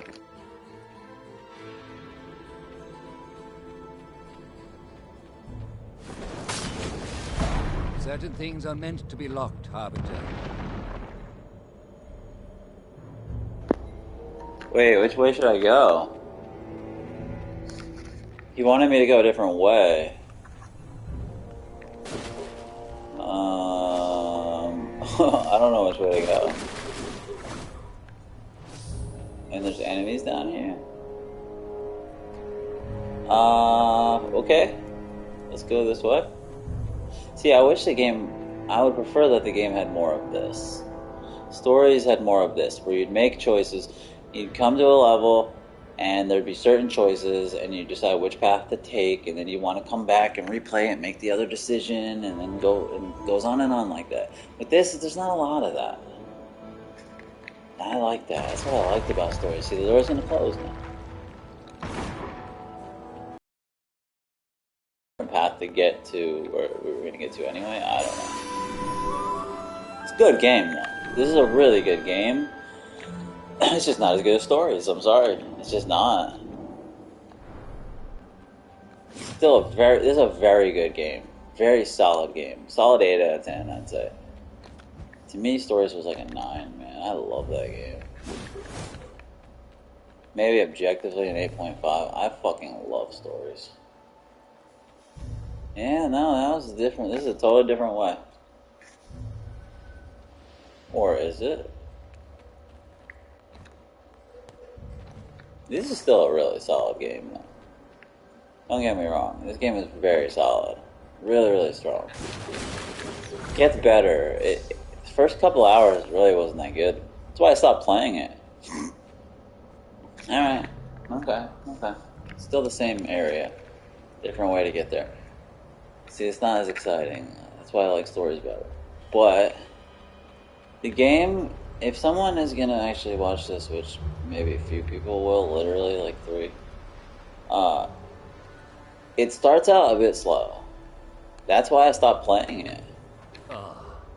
I bought the game, what, 4 years ago maybe? 3 years ago? Something like that? Came out like 5 years ago? 4 years ago? 4 years ago? Something like that. I don't know. I bought it a few years ago. Maybe a couple, I don't know. But I stopped playing it after like a few hours. Because I was just like, this isn't that great. But it gets better. It does get better. It does. It certainly gets better. And it gets to be a really good game. Solid game. Just not as good as Stories, but it does become a very solid game.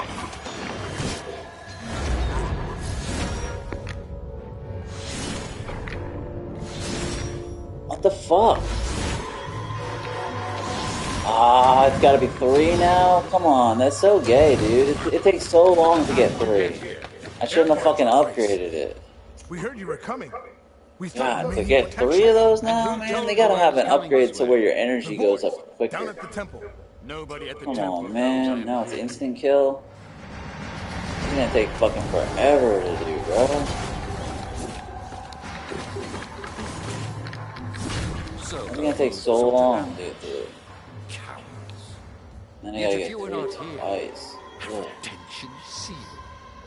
They think that can stop me? I also don't like that the protagonist is not voiced. I don't like the silent protagonist in games. I never have. I always thought that was a construct of yesteryear. That was done in the past out of necessity. It doesn't need to be done anymore. They did silent protagonists because they didn't want you to, like, hate the fucking protagonist. Redemptions want to bring down evil on Pigaria. I guess. Then why are my knights by their It's side? not necessary. What could have pushed my own people to betrayal? They wanted the protagonist to be a neutral. What is this? A piece of cloth soaked in blood. Look at the shape. This was torn with a purpose. A wound was treated here recently. Harbinger, it is possible that Vera did not die in these vaults. But then, By Yarbog, What now? The end of the world. Yeah. That's what they fucking did in Days Gone, man.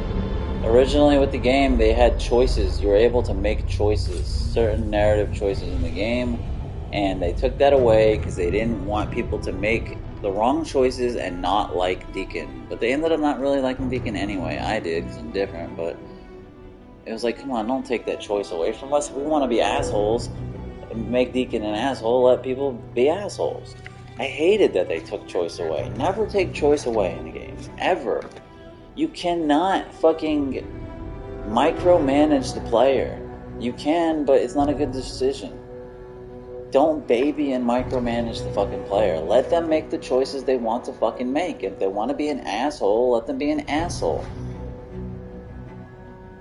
I hated that. When I first saw one of the early trailers or dev diary or whatever for Days Gone, they had choices. You were able to make choices.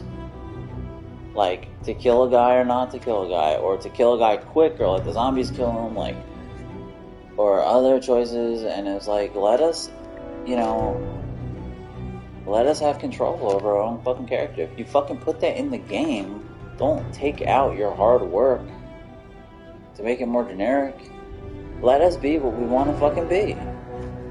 And if it makes Deacon an asshole, oh well, your protagonist is a fucking asshole then. That's because of the player's choice. Like, the game failed anyway, even though it didn't. It sold 9 million copies, probably way more now. I love the game, but it's like, at least go out swinging, man. Go out doing what you wanted to do. Alright, Vera was after the legendary sword Cladden and uncovered its location from the murals in the Forbidden Crypt once inside the vault. Radic could be traded, so I know that. Yeah, I think I'm gonna play Indrik's thing again because it'll do the story like in order. If I do with Radica what they want me to do now, it might like finish the game, and I want to get all the shit, you know? Oh, this might be it actually. Unbeknownst to Radica, Vera survived her wounds. Wow, she survived, aided by unknown accomplices. Ooh, who? Okay, interesting. I did not even know that. Okay, that didn't fill the last one. I thought it did. Maybe I shouldn't have done the story in this order, though. I don't know.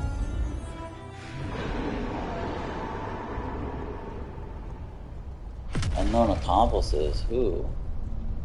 Ludimir? I don't know. Interesting. Good. The game's good, man. It's getting more interesting, the story. I like it. Good shit. This is good stuff, man. Assumption. What if it was Vera, not Radica, who was seeking to control Vodin? It would confirm Radica's claim about the conspiracy. Harbinger, investigating Vera's hideout is now of the utmost importance. I want to do Indrik again before I do Radica's thing, because that's like in order.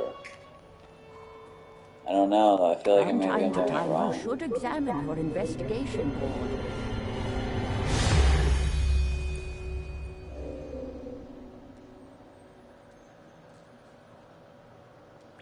Good, that's what I want. For it to do damage. There was like almost no point in doing Phantom Dash before.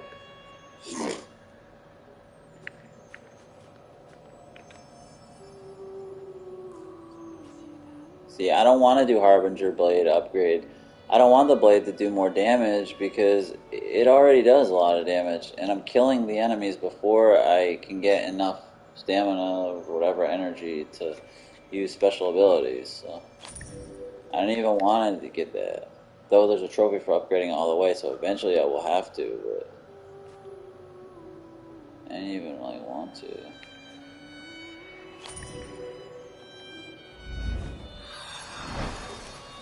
See what they want me to do.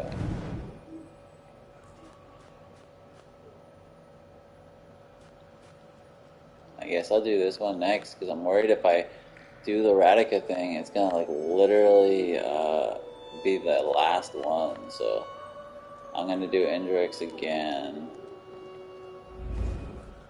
I can't believe Ludimir is Vera's brother.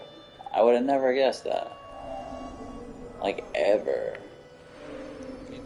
I'm really curious if I did like Draga or... You know, there's still stuff I haven't learned about Ludimir. Like, a lot of stuff. Let's go back and see. Why is that? Like, I'm almost at the end here. Why don't I know anything about Ludimir? Like, what the fuck? I don't get it. Why is this blinking?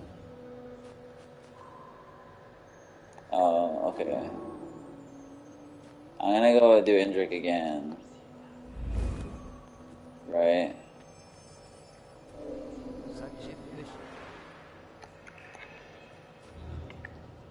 You already played this part of this day. Do you want to skip the critical moment?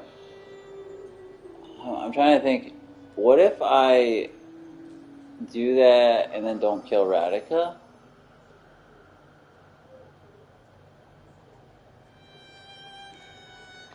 I guess not. They really don't. Oh shit, I didn't mean to do that. Crap. No, no, they're gonna want me to play the whole day again. Crap. Gross. I gotta go back to the tree. No. What if I didn't kill Radica though?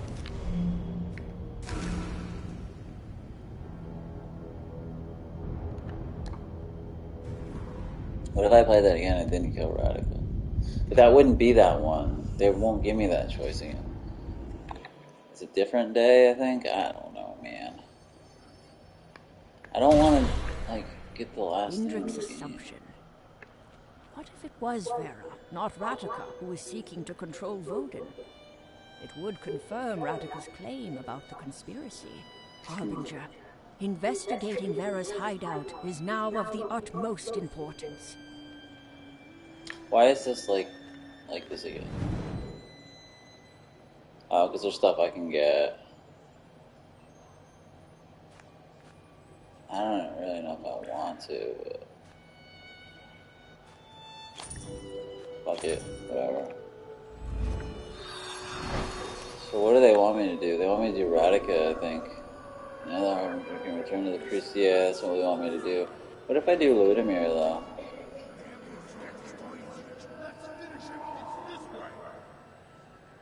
I don't want to, like, finish the game.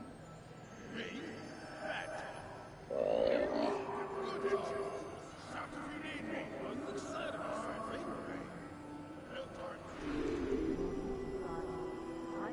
I don't think there's anything else with her.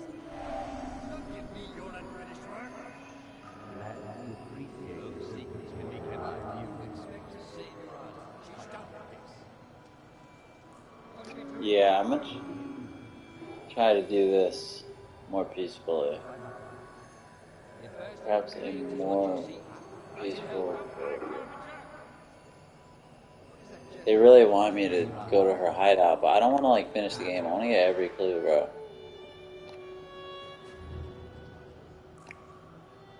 There has to be a way to stop Vodin.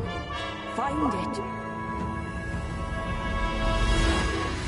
Unless you could go back and get all the story stuff after you beat it, but I don't want to do it.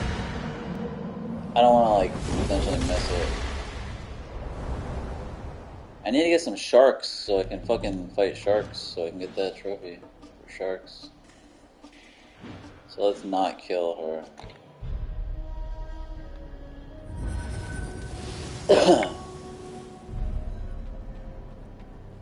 It's cool they have different ways you can cross these.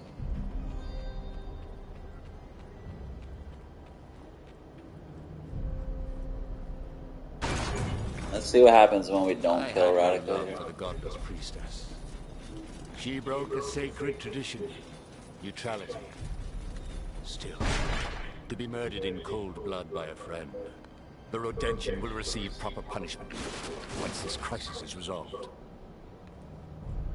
Nope, I'm gonna show her the Omensight. We are not gonna kill her, buddy.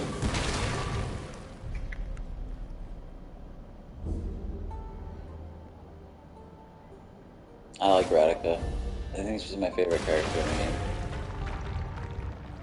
should like Ludimir the best, I'm but here to surrender. I don't. Ratika, answer I don't like carefully. Ludimir as much as I expected. Where is the sword? Only the sword? Not the hideout? Not the amber? I already heard Stop this. playing games. I know everything. That's not what happened at all. So Well, you had the sword, but it was not on you when my soldiers caught you. You hid it somewhere. Vera was my friend. I never wanted to hurt her, but when everything happened, I panicked. Then, I panicked some more, and then even more, and while I was doing that, I realized that my feet had started running. I left Vera behind, and the sword. Before I could think of anything else, I slammed into a soldier's breastplate, which made this really interesting... So why did she kill Vera? Why did she stab Vera, though? I don't get that. It was an accident? But I don't really understand that. How do you know? Your friend isn't saying anything. the Harbinger does not need words. Harbinger, no less. Always the bully, Indrik. Can't fight.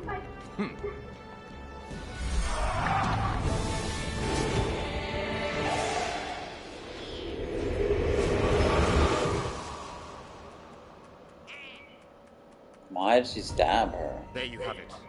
Now tell us, where is the blade? Where is Cladden? I don't have it. Believe me, or don't. But we have a common enemy. That sounded almost close to the truth. What happened with Vera? If I told you why I killed her, you would never believe me. But she wasn't acting alone. There was something wrong with her. There have been She was gatherings possessed of by Rodentia.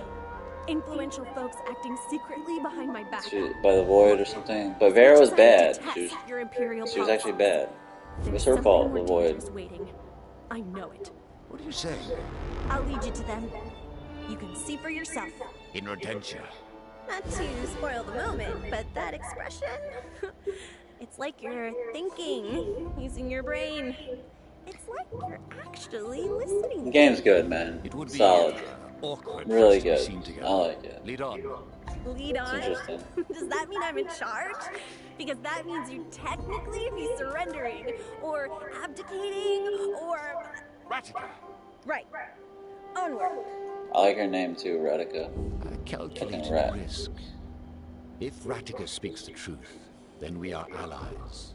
Else, she will lead us to her accomplices in Rodentia, and to the sword. I don't know if this is the way I should be playing it. I didn't do what they wanted me to do next.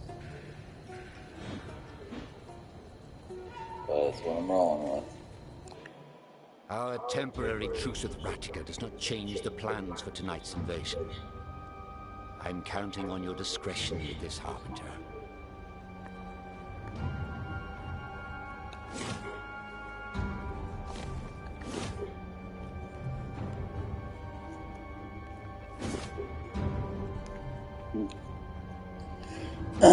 There's no trophy for getting all the clues, which is weird. I mean, good, I guess. I only have 10 out of 24. Maybe after you beat the game, you're supposed to go back and uncover all the other stuff. I don't really know.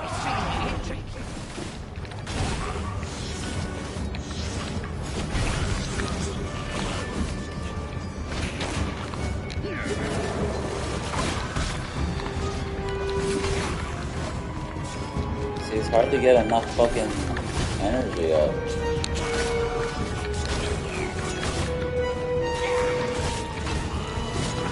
To even do what you have to fucking do, man. There's not enough fucking enemies, bro. Sire, there are sightings of the enemy leader.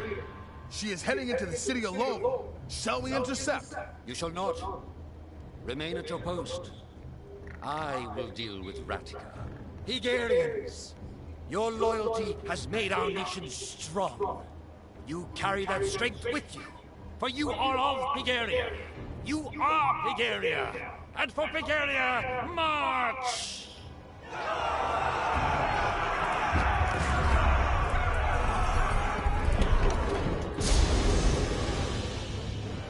Oh, shit.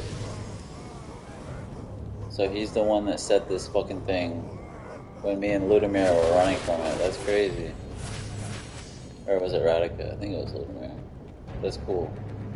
That's cool. You're seeing the other side of it. I wish I would like they had done more of that. You know. So we actually ride this thing. This is cool. I like this. Okay. That's dope. We riding.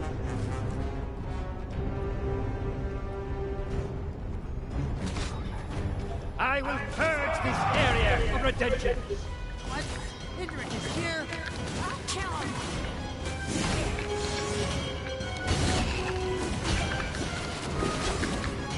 Let's attack together!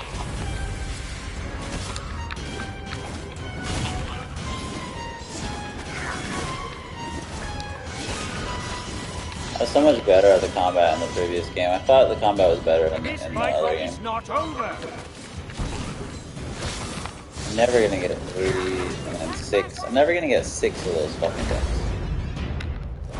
I guess I should be using the board more. Mission accomplished. The area is clear. I need more fucking enemies, man. I gotta get 6 of those so I can do flurry twice. I'm not even gonna get 30 times using flurry now that it takes 3.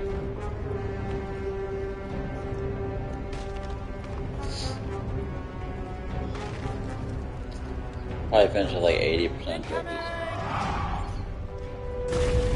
Harbinger, I will proceed forward with the fury. We can win! Attack!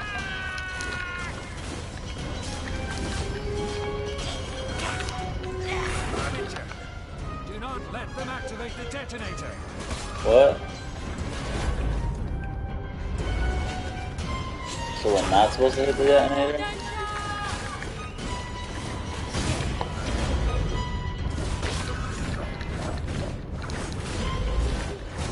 Death to all invaders! You know what to do. What?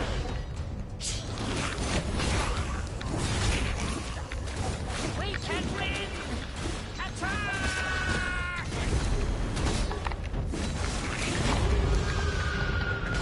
Jesus Christ. I'm just trying to get my meter up so I can get the fucking trophies. Not focusing on like really doing combat the right way. Proceed forward with the fury.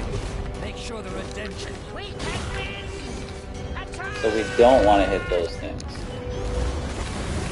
Yeah, that's bad. Okay. Okay, so don't let him hit it with. So am I supposed to hit it? Like maybe hit him beforehand? Harbinger, I will proceed forward with the fury. Make sure the redemption. We can win! Attack! Okay. But did I push it down? Do not let So them I activate don't the know. detonator. I don't really understand. Let me see.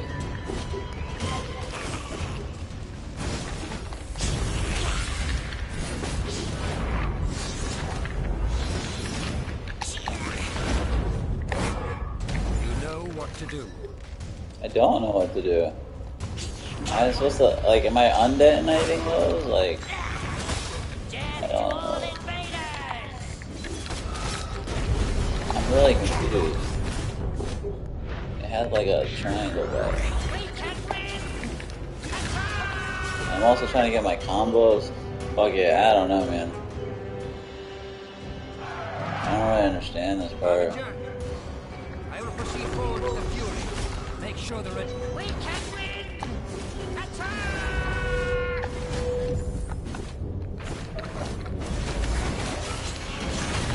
Harbinger, do not let them activate the detonator.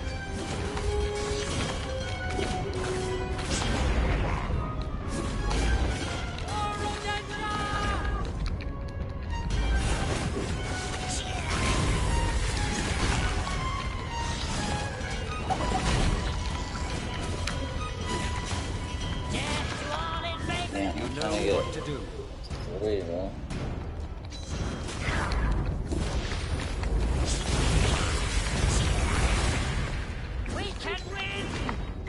Oh. Oh my god, he's gonna get to it. I'm fucked. I'm gonna have to do it over again. Jesus Christ. I keep thinking I can get six energy things so I can get the trophy to do it, but it's not gonna work. Make sure the redemptions don't hit us with it. Alright, so it tells who's going to it. Alright, that makes sense.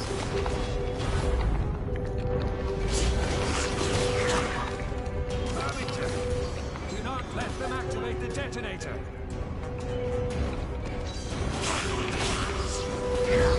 Just to get stuff.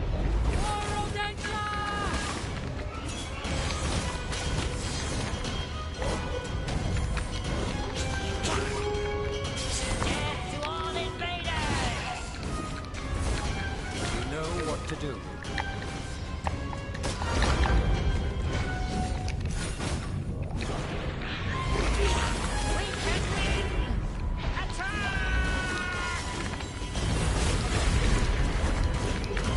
Never gonna get 6, man.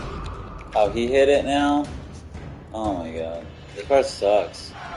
There's so many enemies, it makes me want to try to get the trophy, but then I gotta focus on fucking not letting him hit the thing, so I mean, I'm just gonna not worry about the trophy. Yeah, I can always go back and replay. Arbiter, do not let them activate the detonator.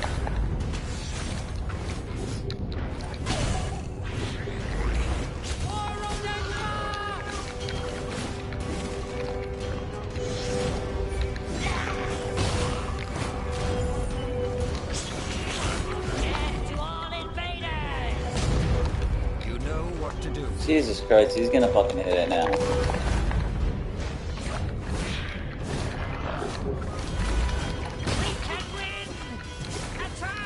I'm never gonna get 6. I'm not even gonna get fucking 3, bro. Let's throw this shit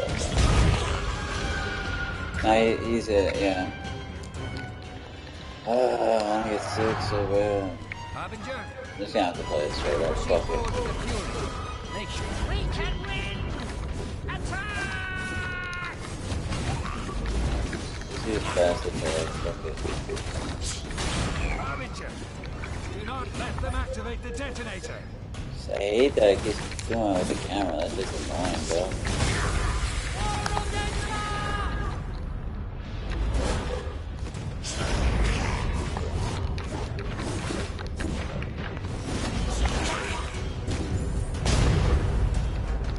Hurt me too and took away my fucking stamina, bro. You know what to do. There's gonna be another dude now. I gotta go get him first.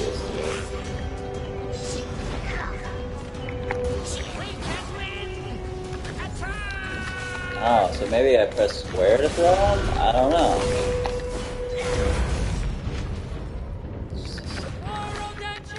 I hate the fucking bombs, bro. Maybe I can get up to 6. That'd be dope.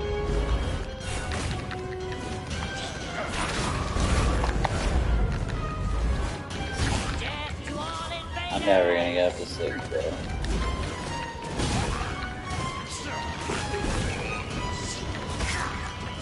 Okay, I'm gonna just use the one.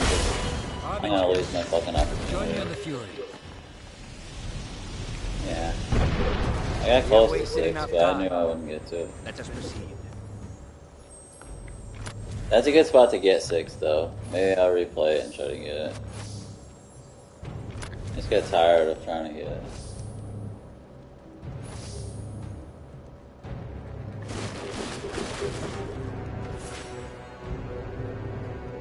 It's actually a cool part. I actually kind of like that part.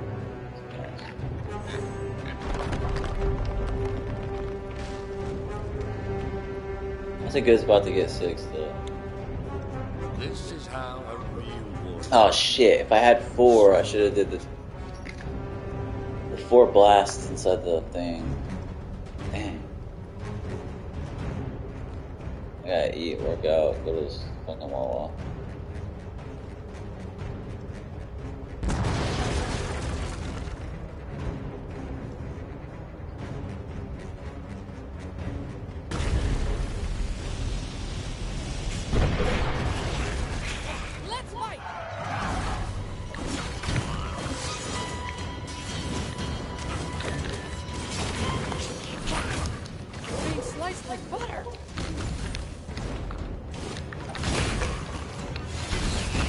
can't afford to waste time with this.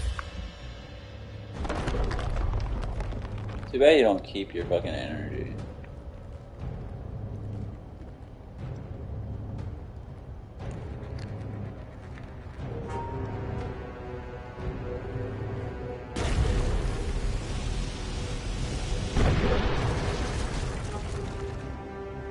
This is cool.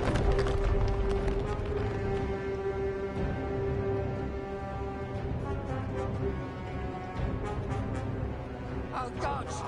It's the Emperor! This is our chance! We kill him, we'll be heroes! For Rodentia! Take down that bridge now! Yeah, there's more enemies now. Redemption. I hate the fucking bombs though.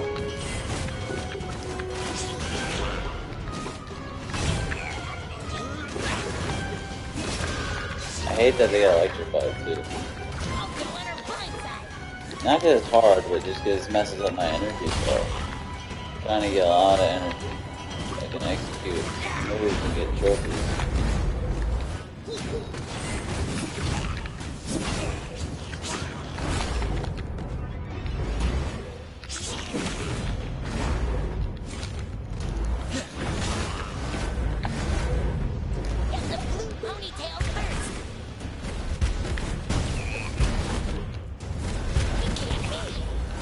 Come on, that's 4. I did 4. Bro, how did I not get the trophy? I did 4. I did 4 inside a fucking fade. Come on, man. How the fuck I not get it, bro? Ratika must be within the city walls by now. I did 4, man.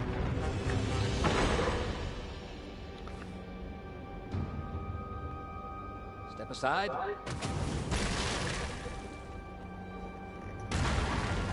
What the fuck, dude?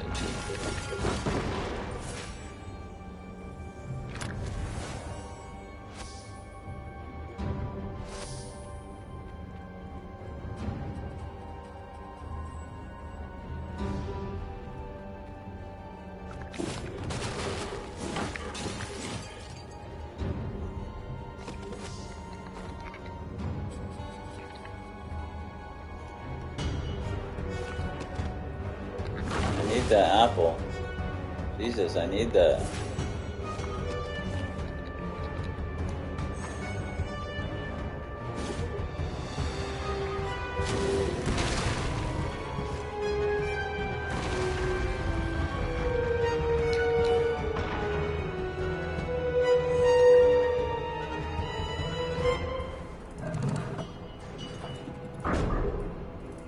I thought the combat was better in Stories. I really did.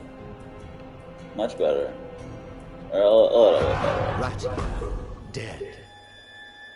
Yet I see no other Pigarians around. Ratika died a hero, killed by the usurper, torturer, and now murderer, Emperor Indrik. But it is her sacrifice that delivered Indrik into Rodentian hands. A fascinating tale, but false in every account. And now, Pigaria falls as Rodentia falls. Let's see what we can get here.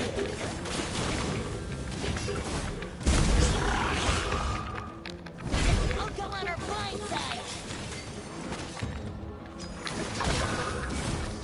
Alright, this isn't going very well. Because I got shields. Shoot up.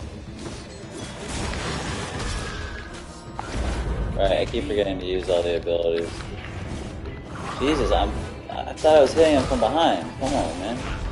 I ain't gonna get shit on this one, that's for sure.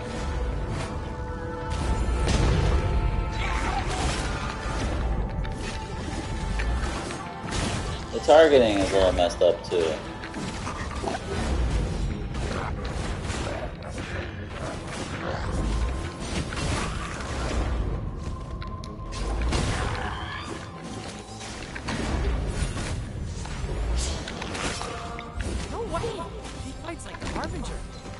So you gotta press square to throw him in?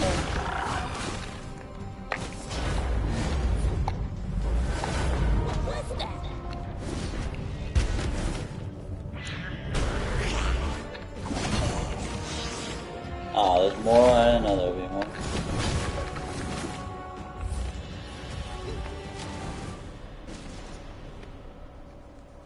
What did you mean by, as Rodentia falls? If you had been chosen, you would already know. He who we serve cares not for nations. He comes! There was shit here I could have gotten.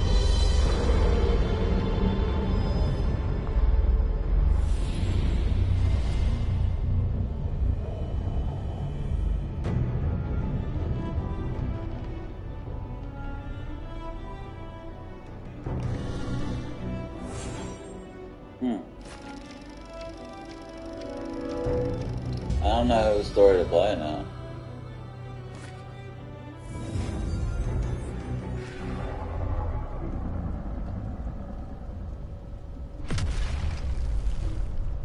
Fuck it, I will go do the Radica one.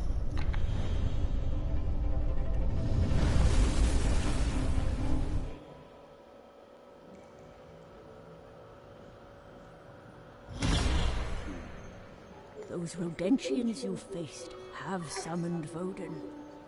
You have met our true enemies. But if these are the same Rodentians the priestess has been meeting with, no, I refuse to believe that. Harbinger, please, investigate the priestess's hideout. Fuck it, well, they really want me to do that, I'll do it.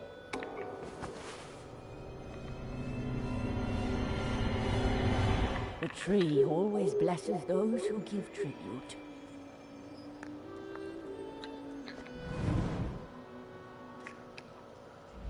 It's the last upgrade.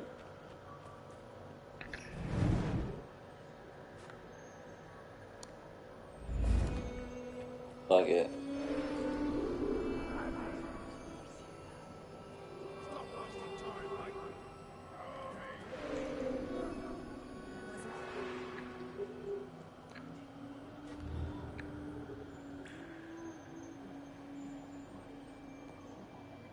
I will pray for your success, Harbinger.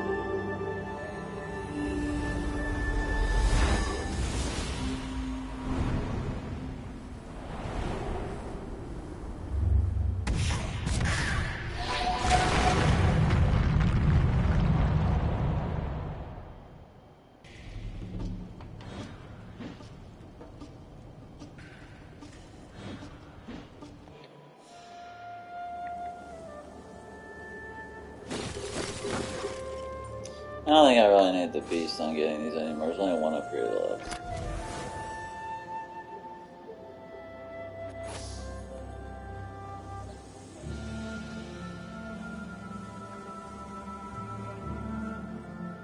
This way.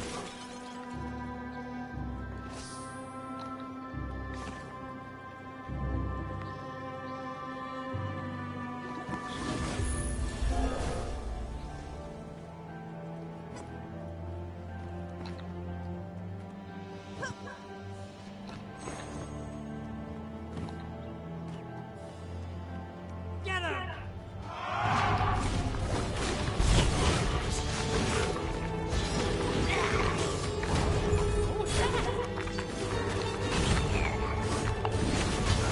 Seriously? Are there any Rodentians not involved in this conspiracy?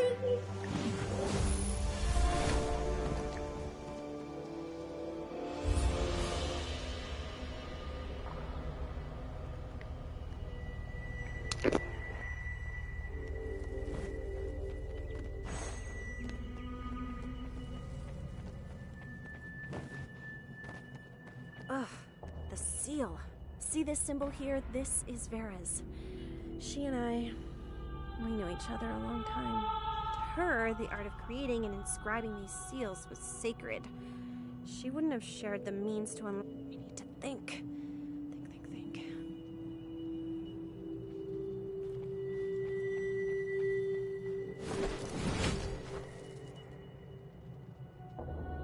Wait, how did you do that? You know what? Never mind. You are a supernatural being.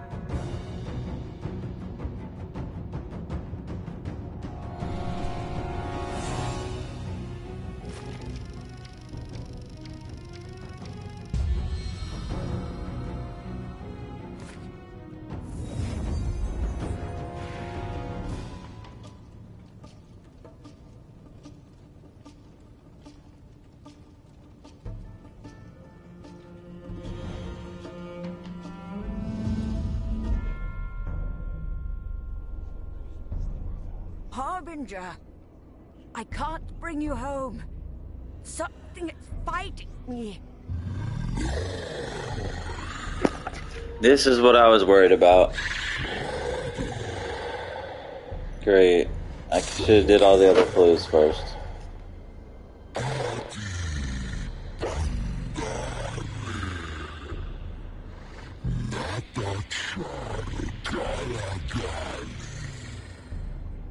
Let her go!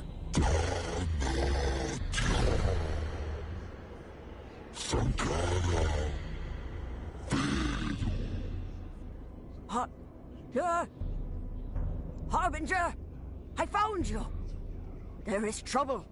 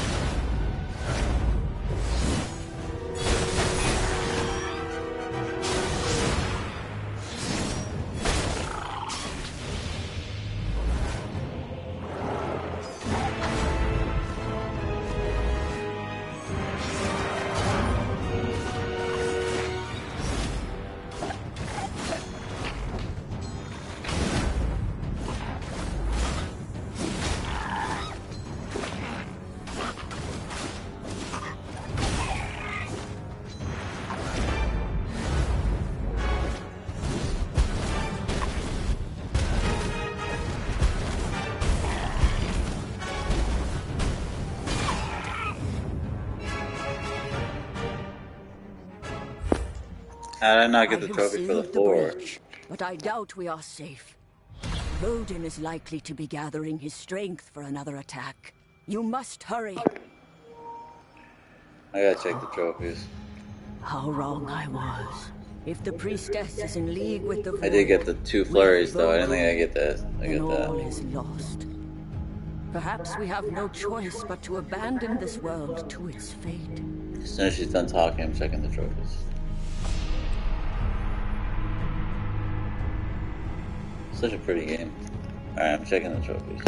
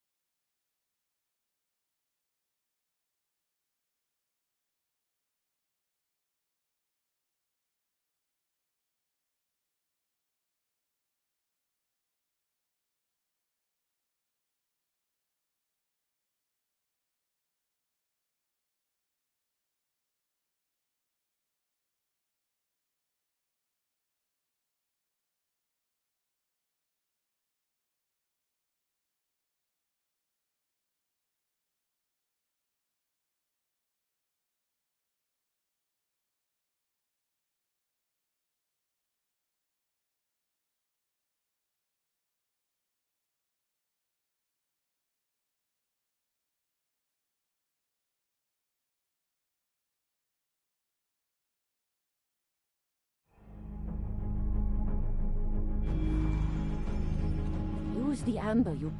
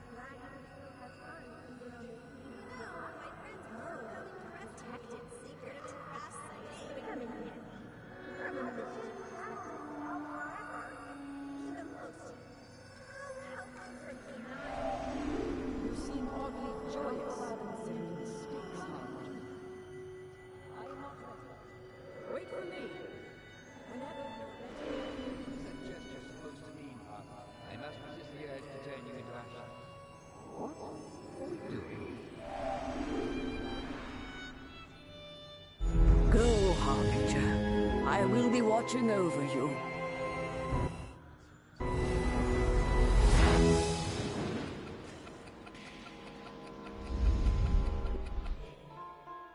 Ludimir? Listen to me. They will cut you down before you reach the gates.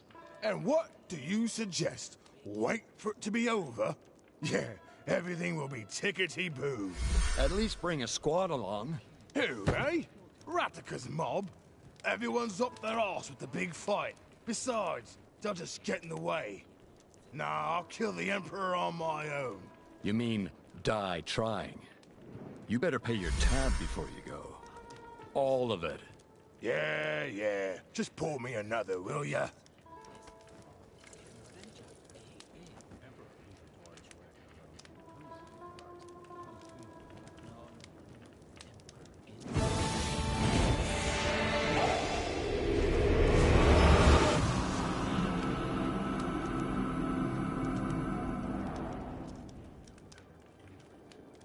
I never thought something like this would happen.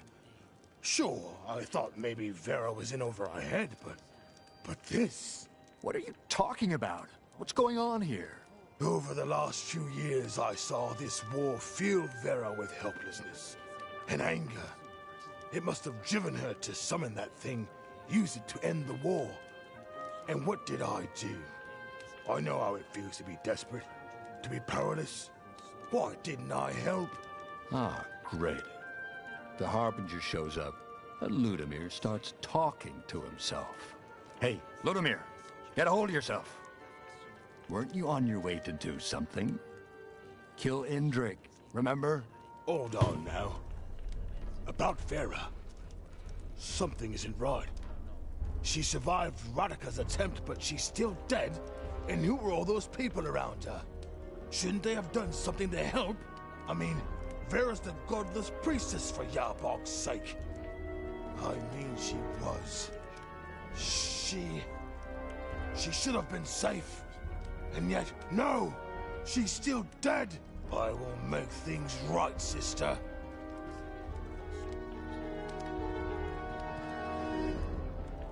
No. This is a complete disaster.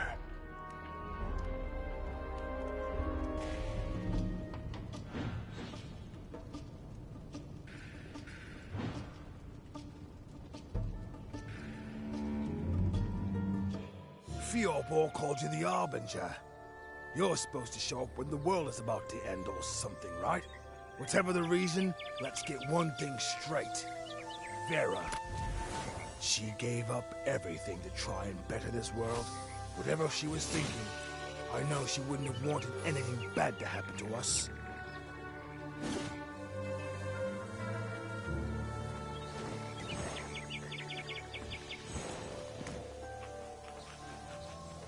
Ludamir! You almost look sober. And who's that with you? A reckoning. Ah. Whose? It's what I'm here to find out.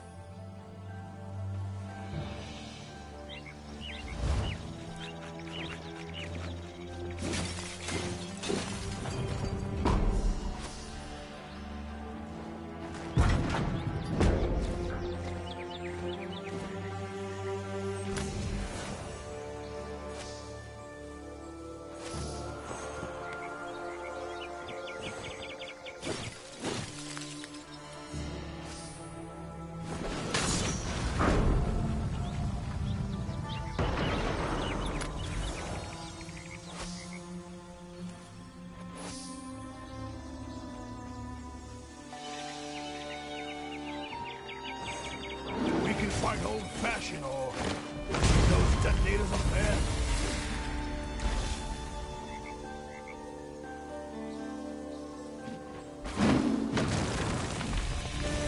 Alright, stay focused. Don't get distracted. Shining!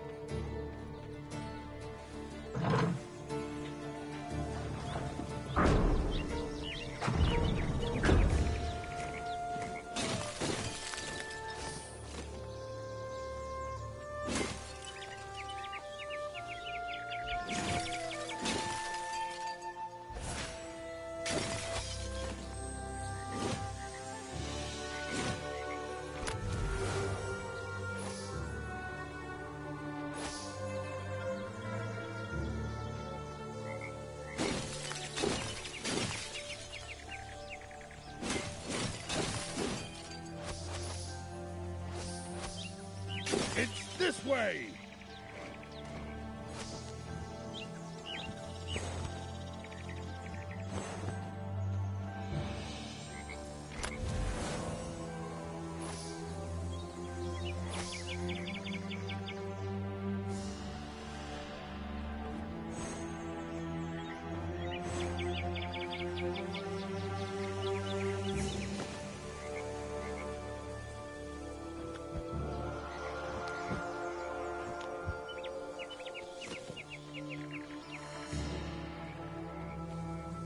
We have to help the others build the barricade. We're not done here yet.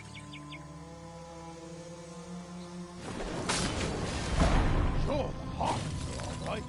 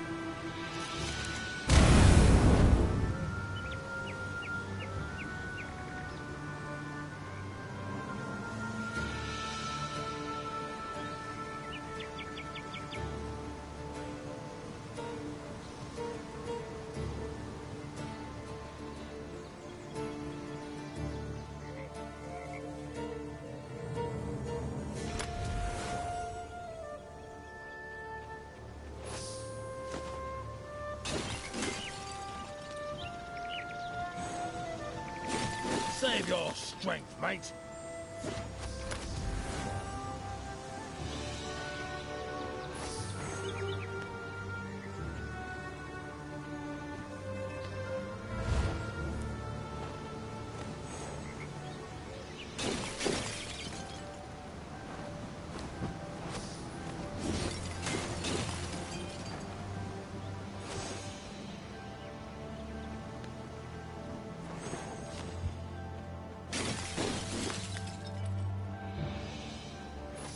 Ah, the bridge. Then the city proper. We are safe now.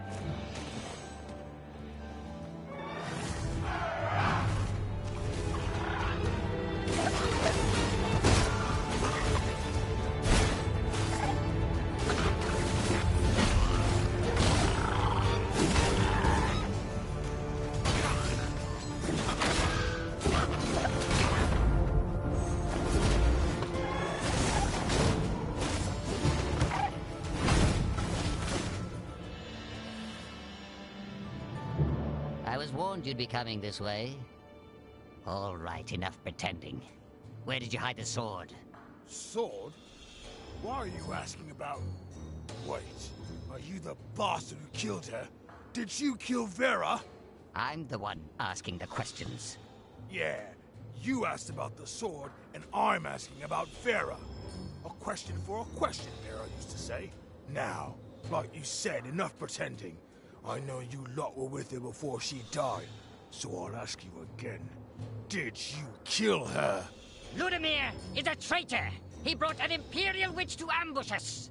Kill them! What the hell? My own people?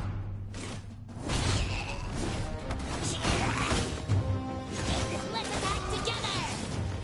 Don't let her run!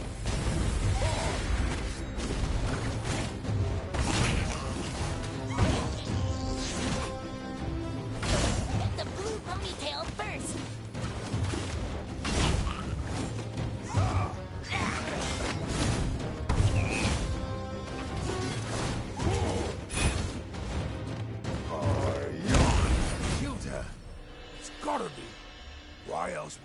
turn on us like that?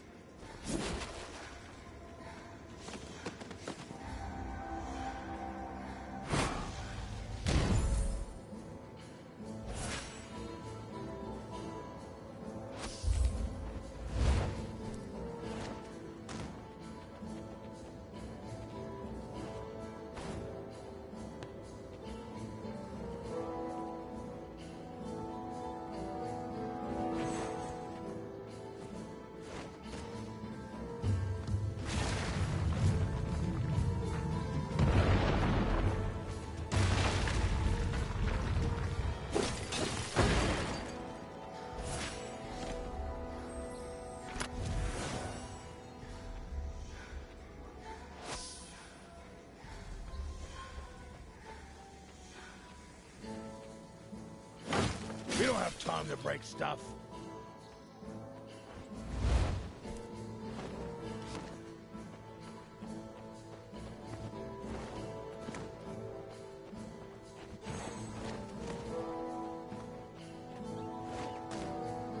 No!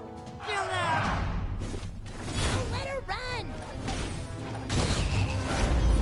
Whiskers!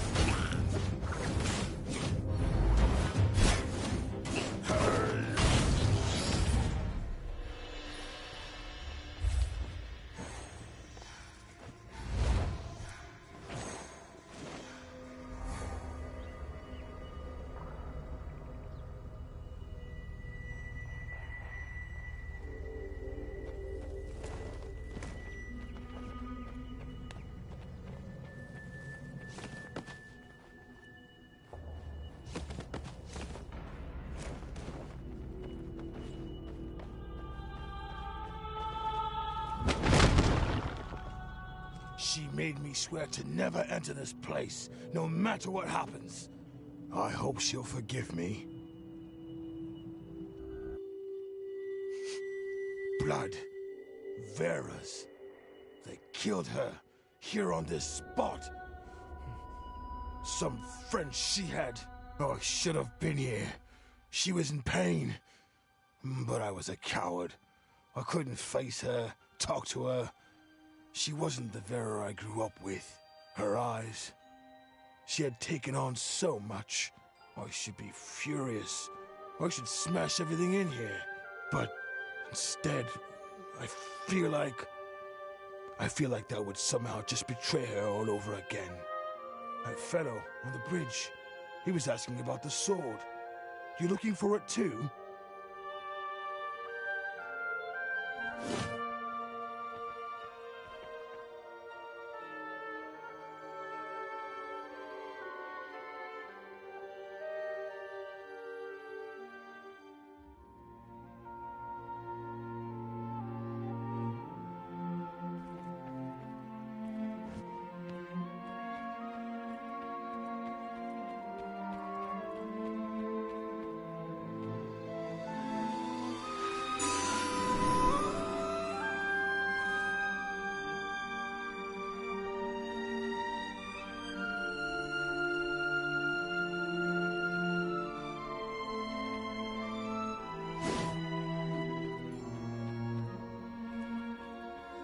Then let's go get the bloody thing. I know where it is.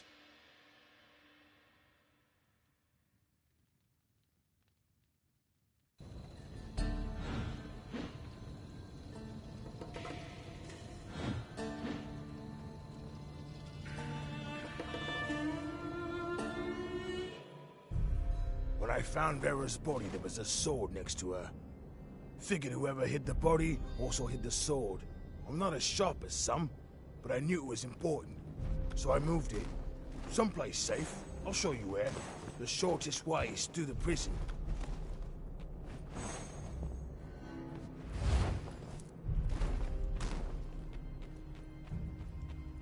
These chaps knew what they were getting themselves into. Ratakad may just be a small mouse, but her people do love her.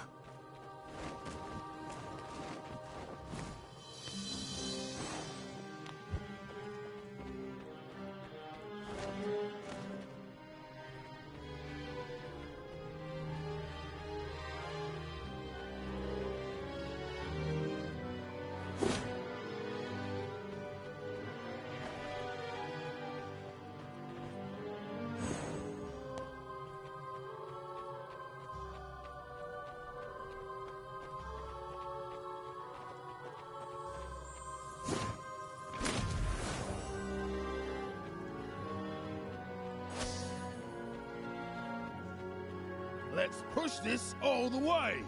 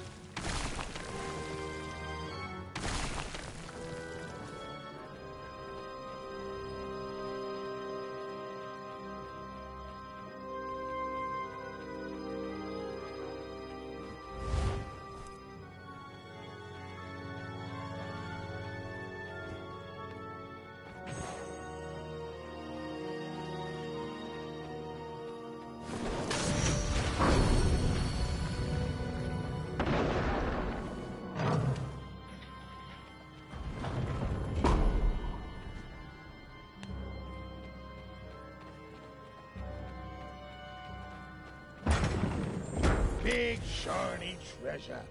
Boss!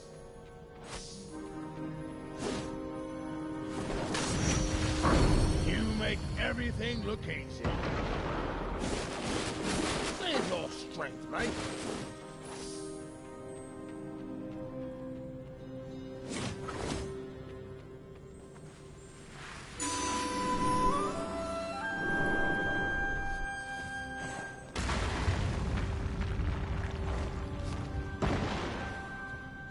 Mate.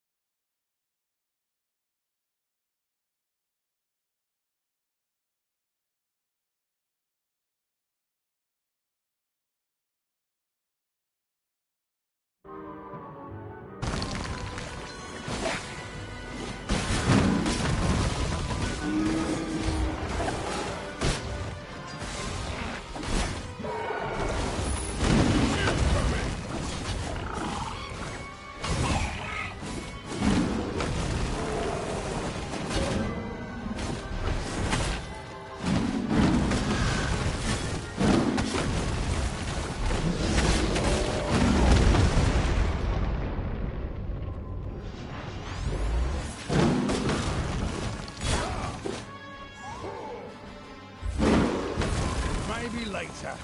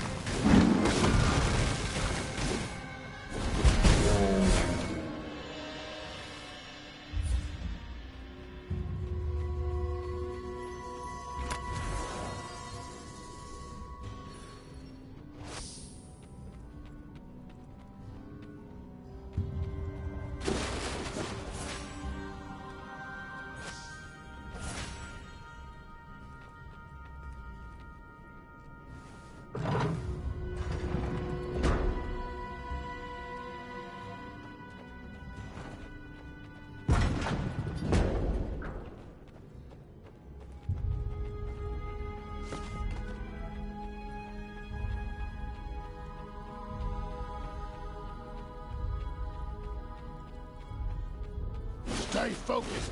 Don't get distracted with shinies.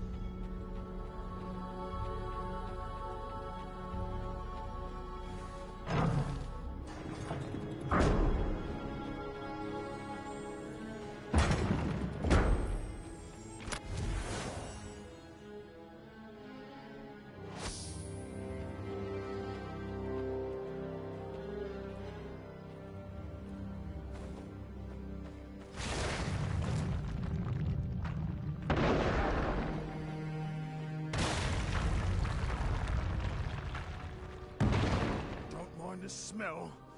Oh, God, the smell. Just close your eyes and jump!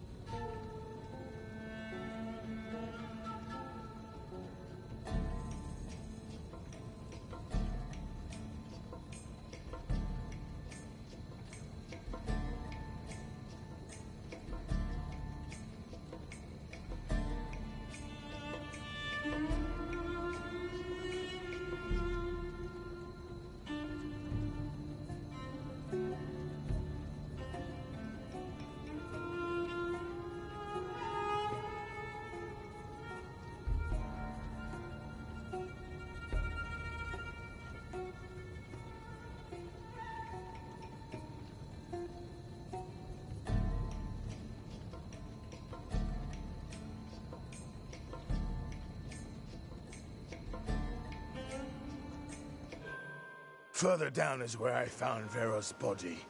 If her spirit didn't guide me here, she would have rotted away. She didn't deserve this, no matter what she did.